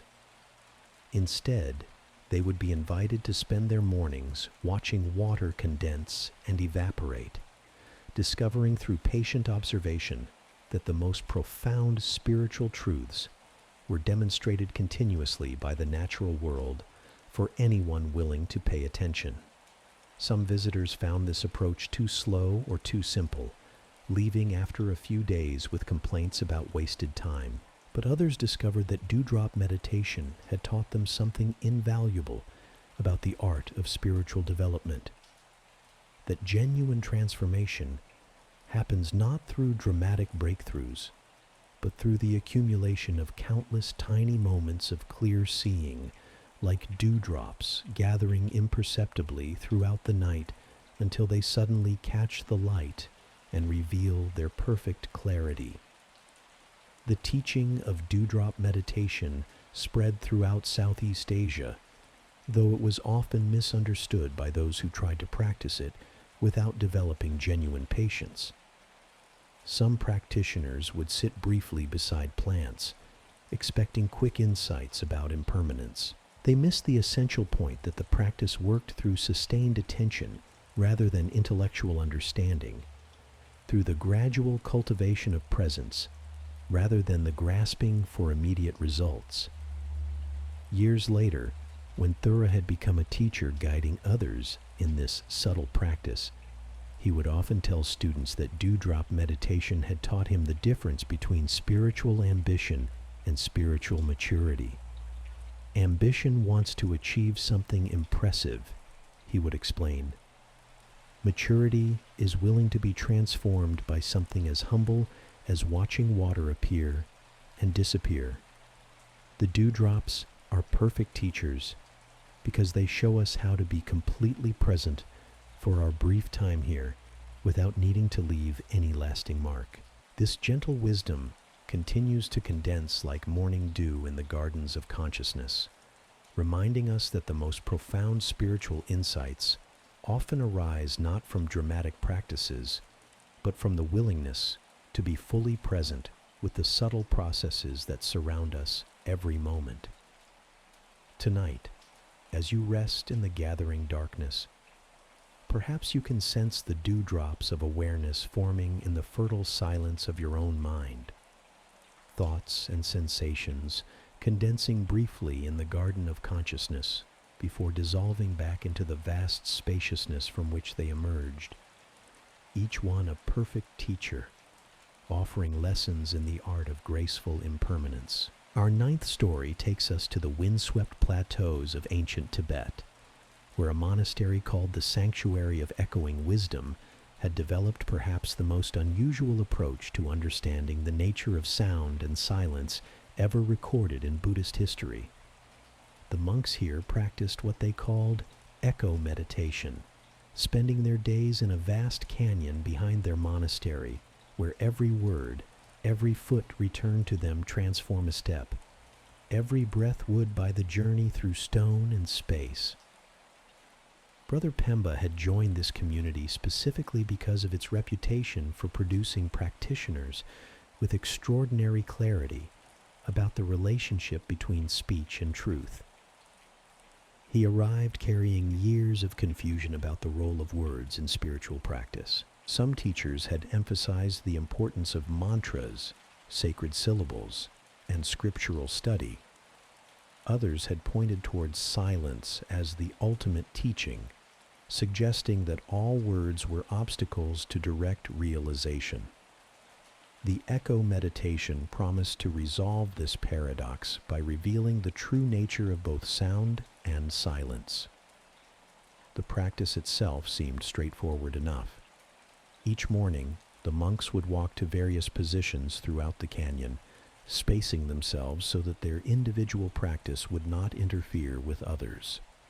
They would then spend hours experimenting with different sounds, sometimes chanting traditional mantras, sometimes speaking spontaneous words, sometimes simply breathing audibly or clapping their hands, always listening carefully to how these sounds returned to them, changed by their journey through the canyon's acoustic landscape. Brother Pemba's first attempts at echo meditation were deeply frustrating. When he chanted mantras, the returning echoes sounded distorted and unfamiliar, bearing little resemblance to the sacred syllables he had sent out. When he spoke words of prayer or contemplation, they came back to him fragmented and overlapping, creating a cacophony that seemed to mock rather than enhance his spiritual intentions. Even simple sounds like hand claps returned as complex rhythmic patterns that bore no clear relationship to what he had originally created.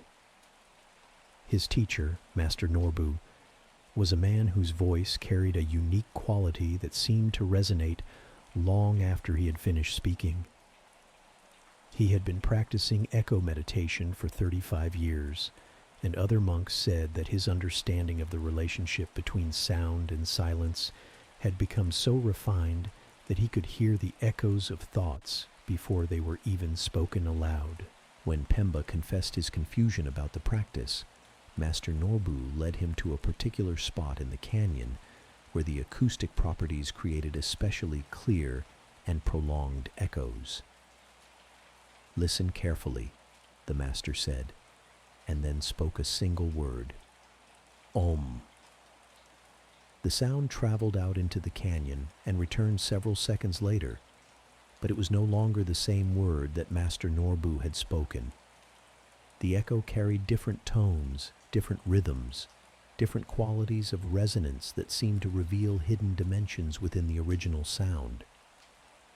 "What did you hear?" Master Norbu asked. Pemba described the obvious differences between the original word and its echo, noting how the canyon had changed the sound's character. The master nodded thoughtfully. "And which was more true, the word I spoke, or the word that returned to us?" This question puzzled Pemba completely. Surely the original word was more true, since it represented Master Norbu's actual intention and effort. The echo was just a reflection, a secondary phenomenon that bore only distant relationship to the authentic sound. But something in Master Norbu's expression suggested that this obvious answer might not be correct. Both the original sound and its echo are equally real, Master Norbu explained gently, but neither one is complete by itself. The word I spoke existed only for a moment and then was gone. The echo exists only because of that original word, but it reveals qualities that the original sound contained but could not express on its own.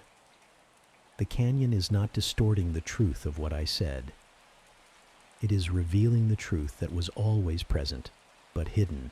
He gestured toward the towering stone walls that surrounded them. When we speak in ordinary circumstances, our words disappear immediately into silence. We assume that this silence is empty, that it adds nothing to what we have said. But the canyon shows us that silence is not empty at all. It is full of potential, full of the capacity to transform and reveal. Every word we speak is like a seed planted in the fertile silence, and the echo is what grows from that seed. Over the following weeks, Pemba began to approach echo meditation with entirely different ears.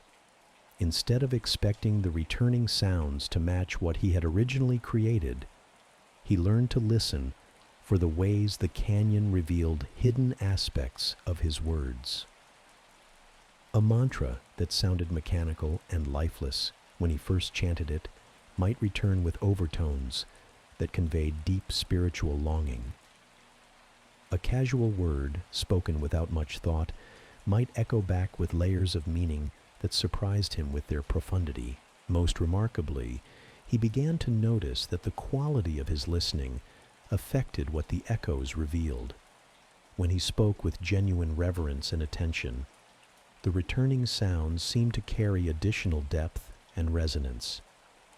When he chanted mechanically or spoke carelessly, the echoes reflected this lack of presence, returning as flat and uninspiring as the original sounds had been. Master Norbu explained that this phenomenon revealed something crucial about the nature of communication itself. Words are not just sounds we make, he said.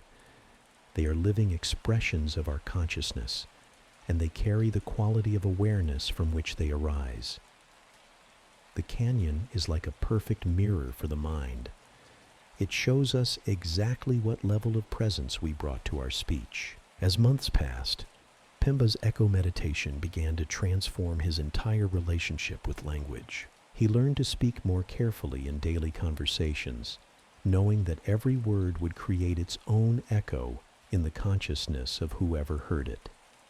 He began to listen more deeply when others spoke, hearing not just their immediate meaning, but the echoes of their deeper intentions and emotions.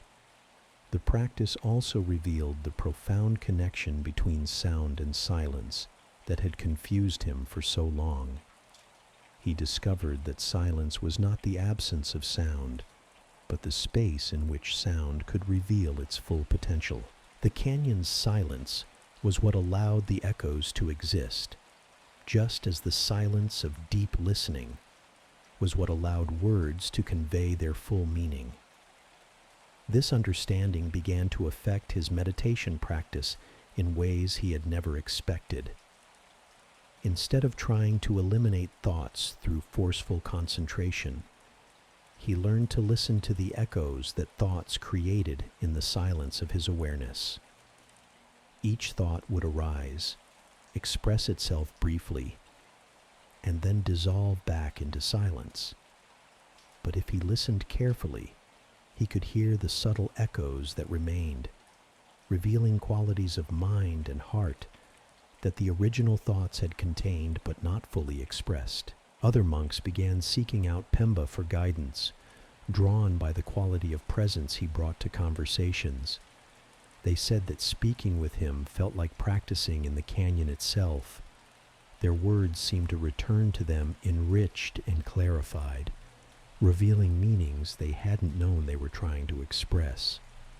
The sanctuary of echoing wisdom became a pilgrimage destination for practitioners struggling to understand the role of speech in spiritual development. The canyon continued to offer its perfect acoustic teaching, showing visitors that words and silence were not opposites but complementary aspects of a single phenomenon.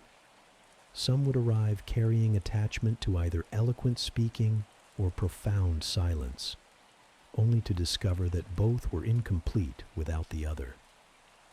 The echo meditation revealed that true spiritual communication happened in the space between speaking and listening, in the fertile silence where words could be transformed by the quality of attention they encountered. The canyon taught that every conversation was an opportunity to practice this kind of sacred listening, allowing others' words to echo in the spaciousness of genuine presence, rather than immediately responding with our own thoughts and opinions. Master Norbu would often tell advanced students that the ultimate goal of echo meditation was to recognize that all of life was an echo, that every experience we had was consciousness reflecting back to itself, transformed by its journey through the canyon of apparent separation. When you truly understand echoes, he would say, you realize that there is no difference between the one who speaks and the one who listens, between the word that goes out and the word that returns. There is only the one consciousness exploring itself through the beautiful play of sound and silence. This profound teaching continues to resonate through the canyons of awareness, reminding us that every word we speak and every silence we share is an opportunity to practice the art of sacred communication. Tonight, as you rest in the quiet space between thoughts, perhaps you can hear the echoes of all the words that have ever touched your heart, still reverberating in the vast canyon of consciousness, transformed by their journey through your awareness into something more beautiful than what was originally spoken. The canyon of echoing wisdom continues to hold its ancient teaching, showing each visitor that in the space between sound and silence, between speaking and listening, between self and other, there exists a profound unity that transforms every echo into a teaching about the nature of consciousness itself, recognizing its own voice returning home. Our 10th story transports us to the ancient coastal monasteries of Vietnam, where the rhythm of ocean tides had inspired a community of monks to develop what they called wave meditation. a practice that synchronized spiritual cultivation with the eternal dance between sea and shore. At the monastery of flowing boundaries, practitioners would spend their days sitting at the exact point where waves met sand, learning to find profound teachings in the endless cycle of water, advancing and retreating. Sister Lin had been drawn to this coastal sanctuary by stories of monks who had achieved such deep understanding of impermanence that they could predict the exact moment when attachment would dissolve in their own minds, just as they could anticipate when each wave would reach its furthest point on the beach before being pulled back to sea. Yet, after months of practicing wave meditation, she felt more confused than enlightened by the constant motion that surrounded her. The practice required sitting perfectly still while waves crashed and retreated just inches from her meditation cushion. Sometimes the water would reach her feet. Sometimes it would fall short, and occasionally larger waves would soak her robes completely. She was instructed to remain unmoved by these variations, maintaining her meditation posture regardless of whether she stayed dry or was drenched by the unpredictable ocean. Her teacher, Master Duke, possessed a quality of fluid presence that seemed to embody the ocean's own rhythm. He could sit for hours at the water's edge, his breathing naturally synchronizing with the wave's advance and retreat, his awareness flowing seamlessly between the states of wetness and dryness without any apparent disturbance to his inner equilibrium. Other monks said that his understanding of boundaries had become so refined that he experienced no difference between his own consciousness and the vast awareness of the sea itself. When Lin expressed her frustration with the seemingly chaotic nature of the waves, Master Duke invited her to observe more carefully. "Tell me," he said one morning, as they sat together watching the tide come in, "what do you think determines where each wave will reach on the beach?" Lin studied the approaching waves, trying to identify patterns that might help her predict their behavior. Some waves appeared large and powerful, but dissipated quickly in the shallow water. Others seemed modest, but maintained their momentum and traveled surprisingly far up the sand. The variations appeared random, impossible to anticipate with any accuracy. "The waves seem unpredictable," she admitted. "I cannot find any reliable pattern that would help me know which ones will reach my cushion and which will fall short." Master Duke smiled with gentle understanding. "And yet," he observed, "each wave reaches exactly the distance it is meant to travel. Not one drop of water falls short of its intended destination, and not one drop exceeds the boundary that conditions have established for it. What appears random to us is actually the perfect expression of countless forces working in complete harmony." He gestured toward the horizon where new waves were constantly forming. Every wave begins far out at sea, gathering energy from winds, currents, and the gravitational pull of moon and sun. By the time it reaches us here, it carries the accumulated influence of weather patterns from thousands of miles away. Underwater topography we cannot see, and celestial movements that dwarf our small concerns. The wave that soaks your robes contains the entire ocean's wisdom about this precise moment. As weeks passed, Lin began to perceive the wave meditation as a teaching about surrender rather than prediction. Instead of trying to anticipate which waves would reach her, she learned to meet each one with equal acceptance, whether it left her perfectly dry or completely drenched. This shift in attitude revealed something profound about the nature of life's unpredictable events. She realized that she had been approaching most of her experiences like someone trying to predict waves, constantly analyzing conditions, attempting to control outcomes, and becoming frustrated when reality didn't match her expectations. The ocean was teaching her a different way of being, one that involved complete receptivity to whatever each moment chose to bring. The practice began to transform her relationship with uncertainty in all areas of life. During meditation, instead of trying to force her mind into predetermined states of calm or clarity, she learned to receive whatever thoughts and emotions arose with the same equanimity she brought to unpredictable waves. Some meditation sessions left her feeling refreshed and peaceful, while others seemed to stir up inner turbulence. But she gradually learned to meet both experiences with equal acceptance. Master Duke explained that wave meditation was one of the most direct ways to understand what Buddhists called dependent origination, the teaching that all phenomena arise from the interaction of countless interdependent conditions. Each wave demonstrates this perfectly, he said. It appears to be a separate entity moving toward shore, but it is actually the ocean itself expressing its nature through temporary form. The wave is not different from the ocean, yet it is not exactly the same either. This insight began to illuminate Lin's understanding of her own identity. Just as waves were temporary expressions of the ocean's essential nature, perhaps her individual consciousness was a temporary expression of universal awareness. The thoughts, emotions, and sensations that she had always considered to be hers might actually be like waves, arising from and dissolving back into a vast ocean of consciousness that belonged to no one and everyone simultaneously. The boundary between self and ocean began to feel less solid as her practice deepened.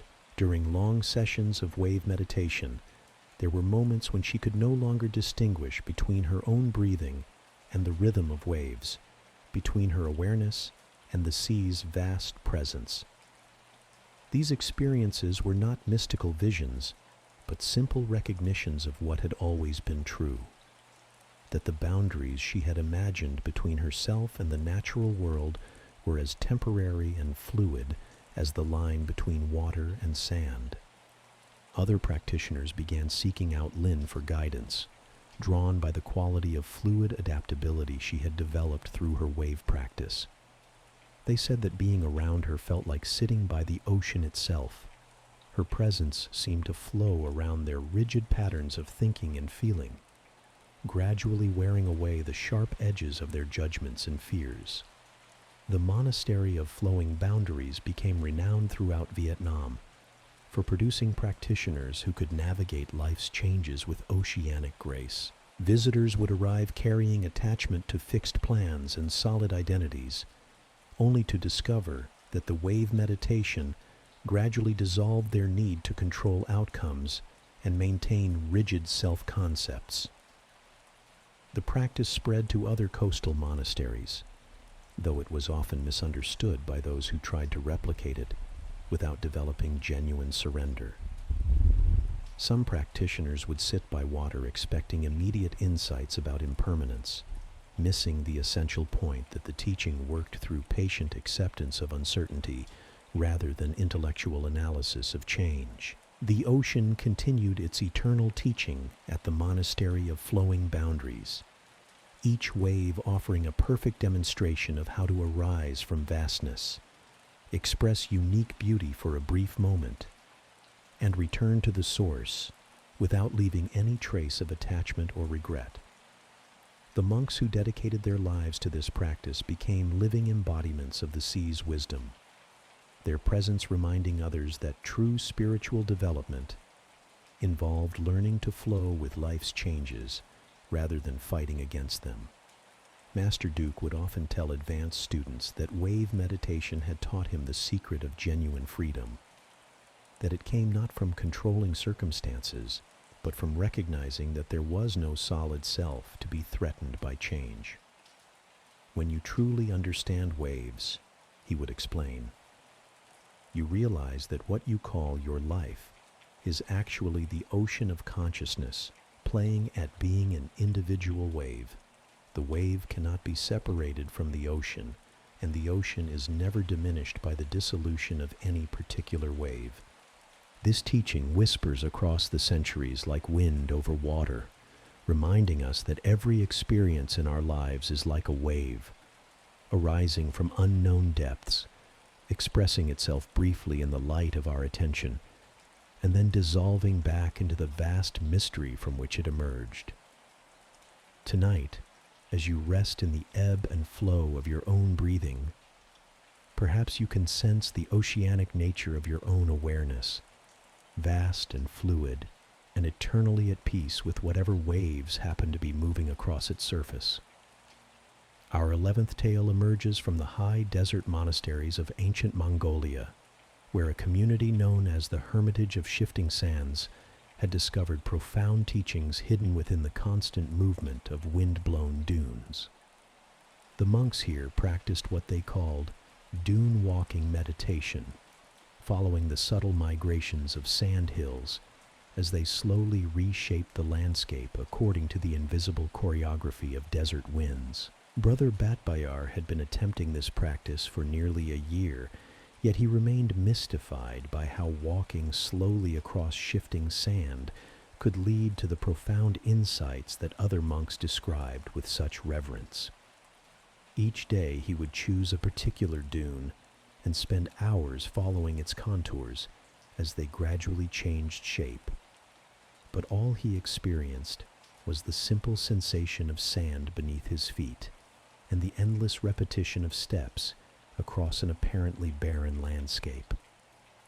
His teacher, Master Temujin, moved through the desert with a quality of presence that seemed to harmonize perfectly with the wind patterns that sculpted the dunes. He had been practicing sand meditation for over 50 years, and other monks claimed that his understanding of gradual transformation had become so refined that he could sense the future shape of entire landscapes simply by feeling how the current wind touched his skin.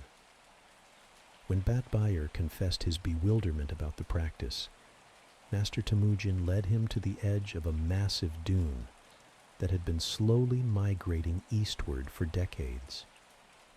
"What do you see when you look at this hill of sand?" the master asked, his weathered hands gesturing toward the towering formation that rose before them like a golden mountain. Batbayar described the obvious features: the dune's height, its curved ridges, the way afternoon shadows created patterns across its surface. Master Temujin listened patiently, then posed a question that would fundamentally alter Batbayar's understanding. "And how long do you think this dune has looked exactly as it appears right now?" This seemingly simple inquiry revealed the limitation in Batbayar's perception. He had been seeing the dune as a static object, like a mountain or building that maintained its form over long periods. But Master Temujin's question invited him to recognize that what appeared solid and permanent was actually in constant flux, changing its shape grain by grain with each breath of desert wind. "The dune you see before you," Master Temujin explained, "has never existed in exactly this configuration before this moment, and it will never exist in exactly this configuration again. Every grain of sand is in motion, responding to forces too subtle for casual observation. What appears to be solid ground beneath our feet is actually a flowing river of particles, each one following its own perfect path according to the invisible currents that move through this landscape." Over the following weeks, Batbayar began to perceive the dune-walking meditation as a practice in recognizing constant change within apparent stability. As he walked slowly across the shifting sands, paying careful attention to each step, he started to notice the tiny movements that were continuously reshaping the surface beneath his feet. His footprints would begin to blur and soften even before he had taken his next step, as wind-carried particles filled in the depressions and smoothed the disturbed sand. This heightened awareness of micro-movements began to transform his perception of time itself. What he had previously experienced as moments of static walking across unchanging terrain revealed itself to be a dynamic dance between his own movement and the landscape's constant transformation. Each step became a collaboration with forces far larger than his individual will, each footprint a temporary signature that the desert would gradually absorb back into its endless patterns of change. The practice began to illuminate profound truths about the nature of impermanence that Buddhist texts had described, but that Batbire had never directly experienced. The dunes demonstrated that change was not something that happened occasionally to disrupt periods of stability, but rather the fundamental nature of existence itself.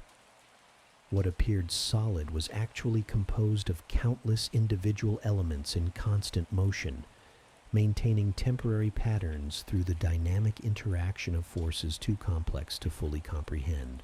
Master Temujin explained that dune walking meditation was particularly effective for understanding what Buddhists called the middle way, the path between the extremes of believing things were permanently solid or completely chaotic.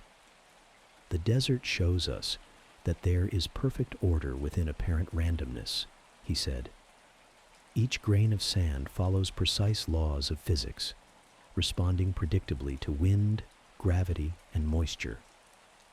Yet the overall patterns that emerge from these individual movements are too complex for any mind to calculate or control. As months passed, Batbire's practice began to reveal layers of meaning that extended far beyond the physical landscape. He started to recognize the same principles at work within his own mind and emotions. Thoughts arose and dissolved like individual grains of sand caught by mental winds, sometimes clustering into temporary patterns that seemed solid and significant, other times scattering across the vast space of awareness without leaving any lasting trace. The dune walking taught him that his sense of having a fixed personality or unchanging identity was similar to seeing a dune as a permanent mountain. What he called himself was actually a constantly shifting pattern of thoughts, sensations, memories, and impulses, maintaining a recognizable form through the dynamic interaction of conditions too subtle to track consciously. Like the dunes, his identity was simultaneously real and illusory. Real as a temporary pattern, illusory as a solid entity. This recognition brought profound relief rather than existential anxiety. If his problems and limitations were as impermanent as sand formations, then they too were constantly changing according to forces beyond his direct control. Instead of struggling to eliminate difficult emotions or unwanted thoughts through forceful effort, he could learn to work with the natural processes that were already reshaping his inner landscape grain by grain, moment by moment. Other monks began seeking out Batbire for guidance, drawn by the quality of patient presence he had developed through his desert practice. They said that being around him felt like walking on stable ground that was simultaneously flowing. His presence provided a sense of security that didn't depend on rigid unchangingness, but rather on harmonious movement with the natural forces of change. The hermitage of shifting sands became a pilgrimage destination for practitioners struggling to understand the relationship between stability and impermanence. The desert continued to offer its perfect demonstration of ordered change, showing visitors that true security came not from finding something permanent to cling to, but from learning to flow harmoniously with the constant transformations that characterized all existence. The dune walking practice spread to other desert monasteries, though it was often misunderstood by those who tried to replicate it without developing genuine patience. Some practitioners would walk briefly across sand, expecting immediate insights about impermanence, missing the essential point that the teaching worked through sustained attention to subtle processes rather than dramatic revelations about obvious changes. Master Temujin would often tell advanced students that the desert had taught him the secret of sustainable spiritual practice. That transformation happened not through heroic efforts to achieve dramatic breakthroughs, but through patient alignment with the gradual processes that were constantly reshaping consciousness according to its own natural laws. The dunes never struggle to change their shape, he would explain. They simply respond to each wind with perfect receptivity, allowing the forces of nature to sculpt them into whatever form serves the desert's deeper wisdom. Years later, when Badbyer had become a teacher, guiding others in this subtle practice, he would often reflect on how the shifting sands had taught him to find stability in change itself, rather than despite change. The dunes had shown him that the most profound spiritual insights often arose not from dramatic peak experiences, but from patient attention to the countless small transformations that were continuously reshaping both the inner and outer landscapes of existence. This ancient wisdom continues to blow like desert wind through the sands of consciousness, reminding us that every moment of our lives is like a grain of sand responding to forces far larger than our individual understanding. Tonight, as you rest in the natural flow of your own breathing, perhaps you can sense the way your awareness shifts and moves like sand in invisible currents, constantly forming new patterns while never losing its essential nature as the ground upon which all experience rests. The dunes of the shifting sands continue their eternal migration across the high desert, each grain following its perfect path according to laws too beautiful and complex for any single mind to grasp, demonstrating with infinite patience that the secret of spiritual development lies not in resisting change, but in learning to dance with the invisible forces that are constantly sculpting both our inner and outer worlds into expressions of a wisdom far more vast than our individual comprehension. Our 12th story carries us to the cloud-shrouded peaks of ancient Nepal, where a monastery called the Sanctuary of Forgotten Breathing had developed perhaps the most counterintuitive approach to meditation ever documented in Buddhist tradition.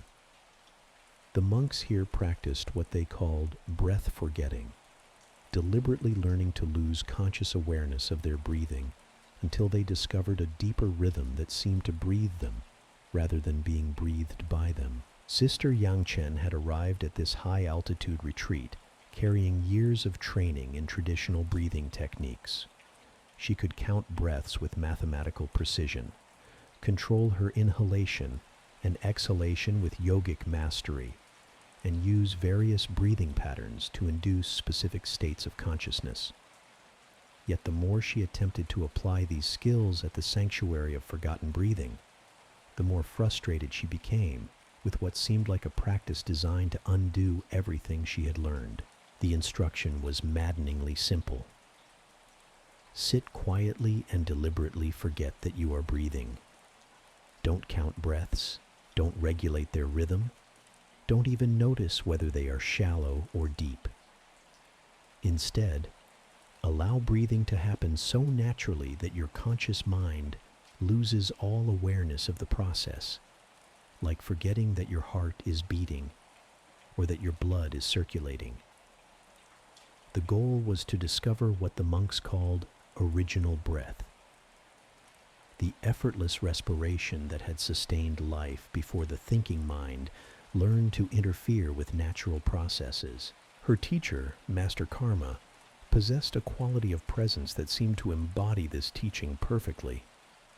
His breathing was so subtle and natural that even during conversations, it was impossible to detect any conscious control over his respiratory rhythm.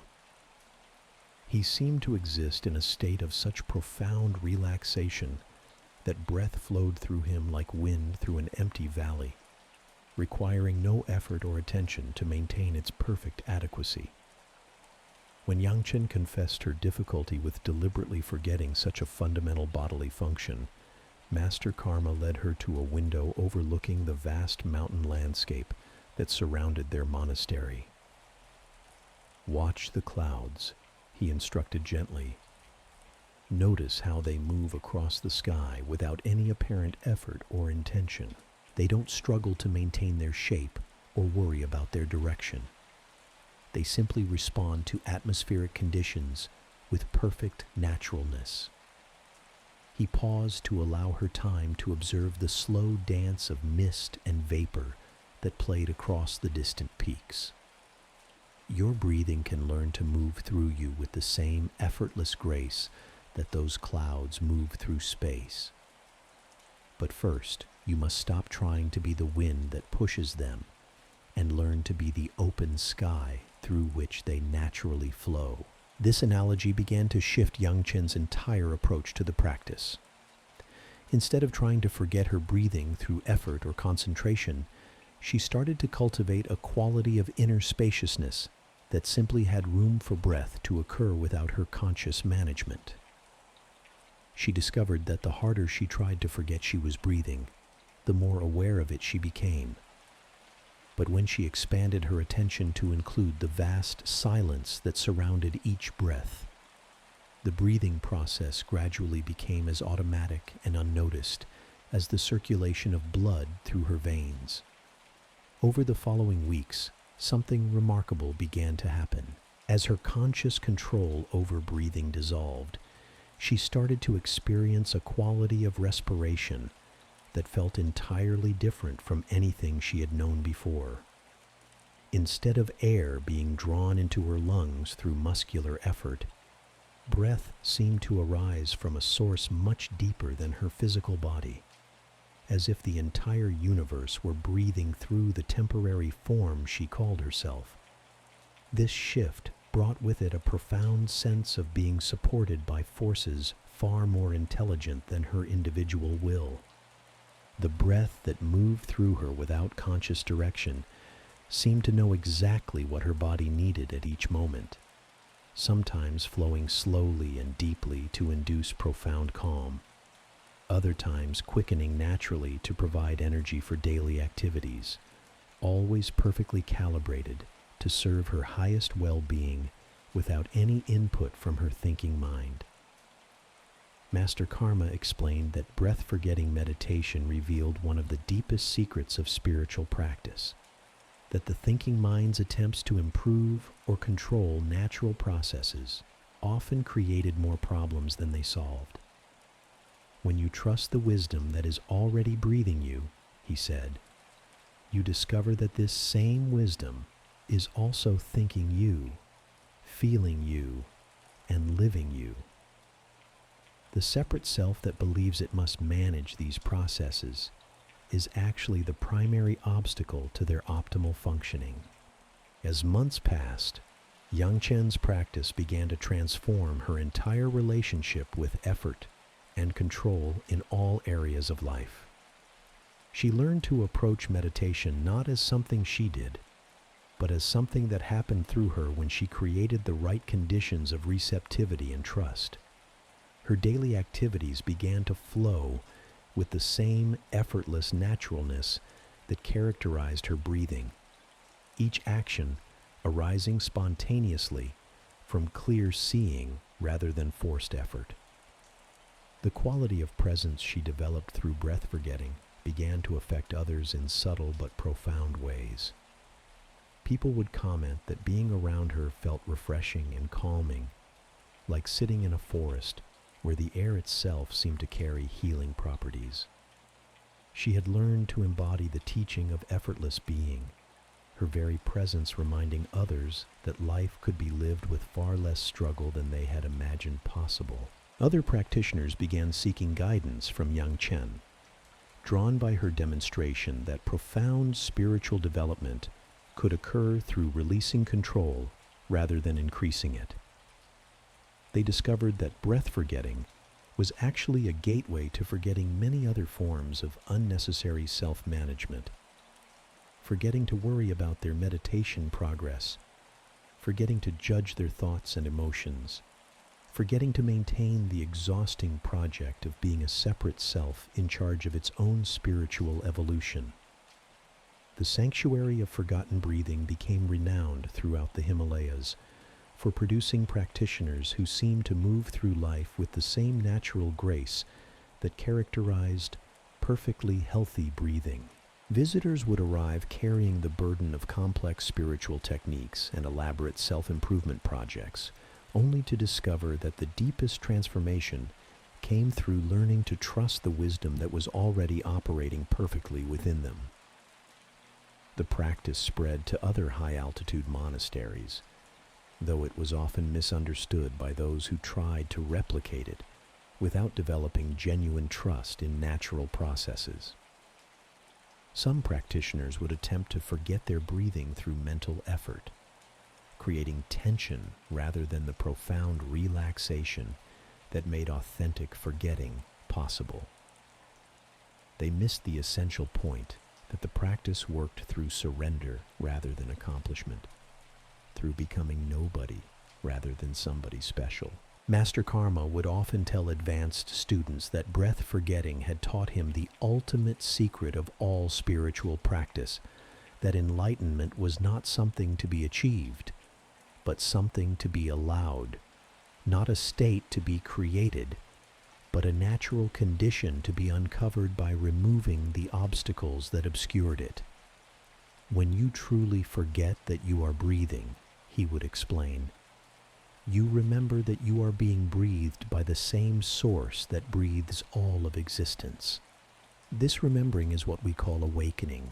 Years later, when Yang Chen had become a master teacher guiding others in this profound practice, she would often reflect on how forgetting had taught her to remember what she had always known, but had temporarily covered with layers of spiritual effort and self-improvement.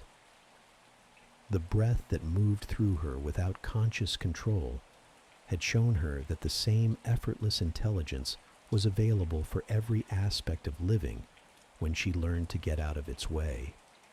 This teaching continues to flow like mountain air through the valleys of consciousness, reminding us that the deepest spiritual insights often come not through doing more, but through doing less, not through gaining control, but through releasing it.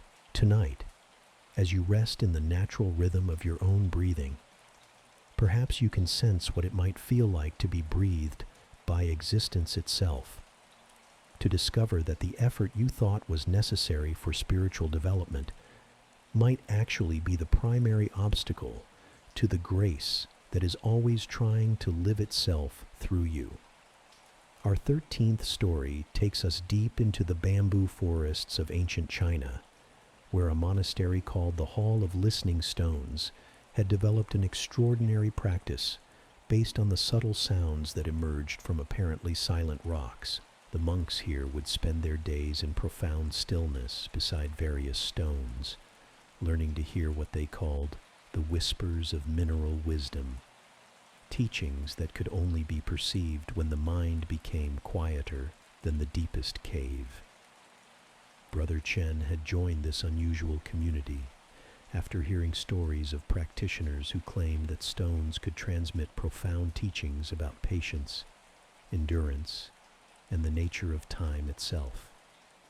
Yet after months of sitting beside various rocks in complete silence, straining to hear some mystical communication, he had detected nothing but the occasional settling sound that any solid object might make as it responded to changes in temperature or humidity. The practice seemed absurdly simple, yet impossibly difficult. Each morning, monks would select a particular stone from the monastery's extensive collection. Some were ancient river rocks, worn smooth by millennia of water flow. Others were rough granite fragments that had tumbled from mountain peaks. Still others were crystals that caught and refracted light in complex patterns. They would then spend hours sitting in meditation beside their chosen stone, listening with such profound attention that they claimed to hear the geological stories contained within each mineral formation. His teacher, Master Lu, possessed a quality of stillness that seemed to extend far beyond his physical posture. Even during conversations, he maintained such complete presence that his words appeared to emerge from the same deep silence that characterized the stones themselves. He had been practicing stone listening for 43 years, and other monks said that his understanding of deep time had become so refined that he could perceive the slow processes of geological change occurring within apparently motionless rocks. When Chen expressed his frustration with the seemingly pointless practice, Master Liu led him to a small courtyard where a single boulder sat surrounded by carefully raked gravel. This stone had been the monastery's primary teacher for over 3 centuries, its surface worn smooth by countless hands of monks who had sat beside it seeking wisdom. Despite its obvious antiquity, it appeared as silent as any ordinary rock. "Tell me," Master Liu said softly, "what do you think this stone has experienced during its existence?" Chen considered the question, trying to imagine the geological processes that might have shaped the boulder over vast periods of time. Perhaps it had been formed in volcanic eruptions, worn by glacial movements, carried by ancient rivers, or buried under layers of sediment before eventually arriving at this peaceful courtyard. Master Liu nodded approvingly at these speculations. And during all of these experiences, the crushing pressure of mountain formation, the grinding action of ice and water, the heat of volcanic transformation, do you think this stone was ever impatient for its circumstances to change? Did it resist the forces that were reshaping it, or complain about the slow pace of geological time? This question opened an entirely new perspective for Chen. The stone had endured transformations that would have destroyed any living creature, yet it had somehow maintained its essential integrity throughout processes that spanned millions of years. Its patience was not a virtue it had developed through practice, but an inherent quality that allowed it to respond to even the most extreme conditions without losing its fundamental nature. The stone teaches patience not through words, Master Liu explained, but through its very existence. It demonstrates how to remain present and undisturbed regardless of external circumstances, how to accept change without resistance, and how to maintain inner stability while being continuously transformed by forces beyond individual control. Over the following weeks, Chen began to approach stone listening with entirely different expectations. Instead of straining to hear mystical communications, he learned to cultivate the same quality of profound stillness that the stone naturally embodied. As his own mental chatter gradually quieted, he started to perceive subtle teachings that emerged not from the stone making sounds, his demonstration of perfect acceptance. The practice began, but from his own consciousness resonating with the mineral to reveal layers of meaning that extended far beyond the specific stone he was sitting beside. He realized that his impatience with meditation, his frustration with slow spiritual progress, and his resistance to life's difficult circumstances were all forms of suffering that the stone had never experienced.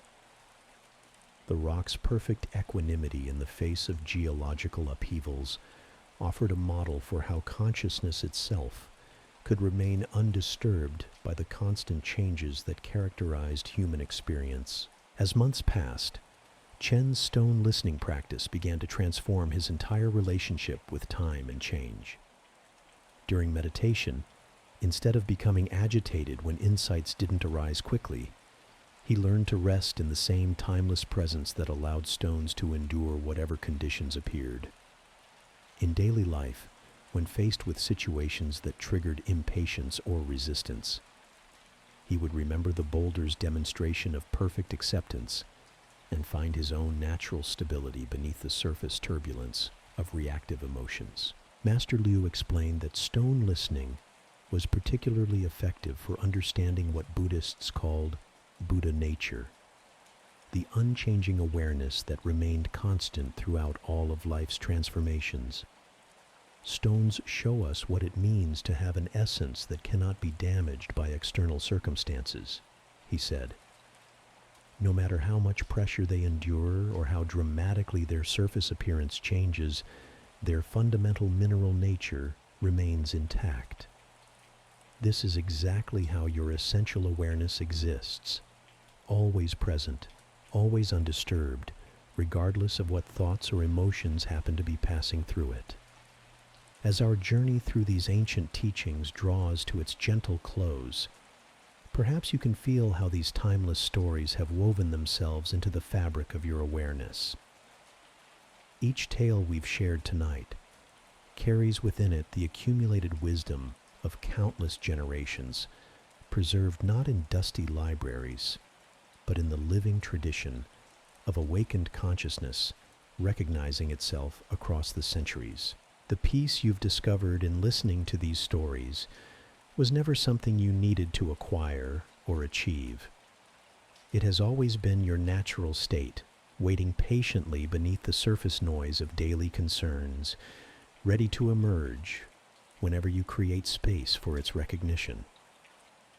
These untold Buddhist tales have simply reminded you of what you already knew but had temporarily forgotten, that rest is not something you do, but something you are. As you drift into sleep tonight, know that the seeds of wisdom planted by these ancient voices will continue growing in the fertile silence of your dreams. Tomorrow, you may find yourself responding to life's challenges with unexpected patience, meeting difficult people with spontaneous compassion, or discovering profound teachings hidden within the most ordinary moments of your day. The 100 stories we've shared are complete, but the story of your own awakening continues with each breath, each choice, each moment of presence you bring to this beautiful, fleeting experience of being human. Rest well, dear friend, knowing that you carry within yourself the same luminous awareness that illuminated every monk, every master, every seeker whose wisdom has touched your heart tonight.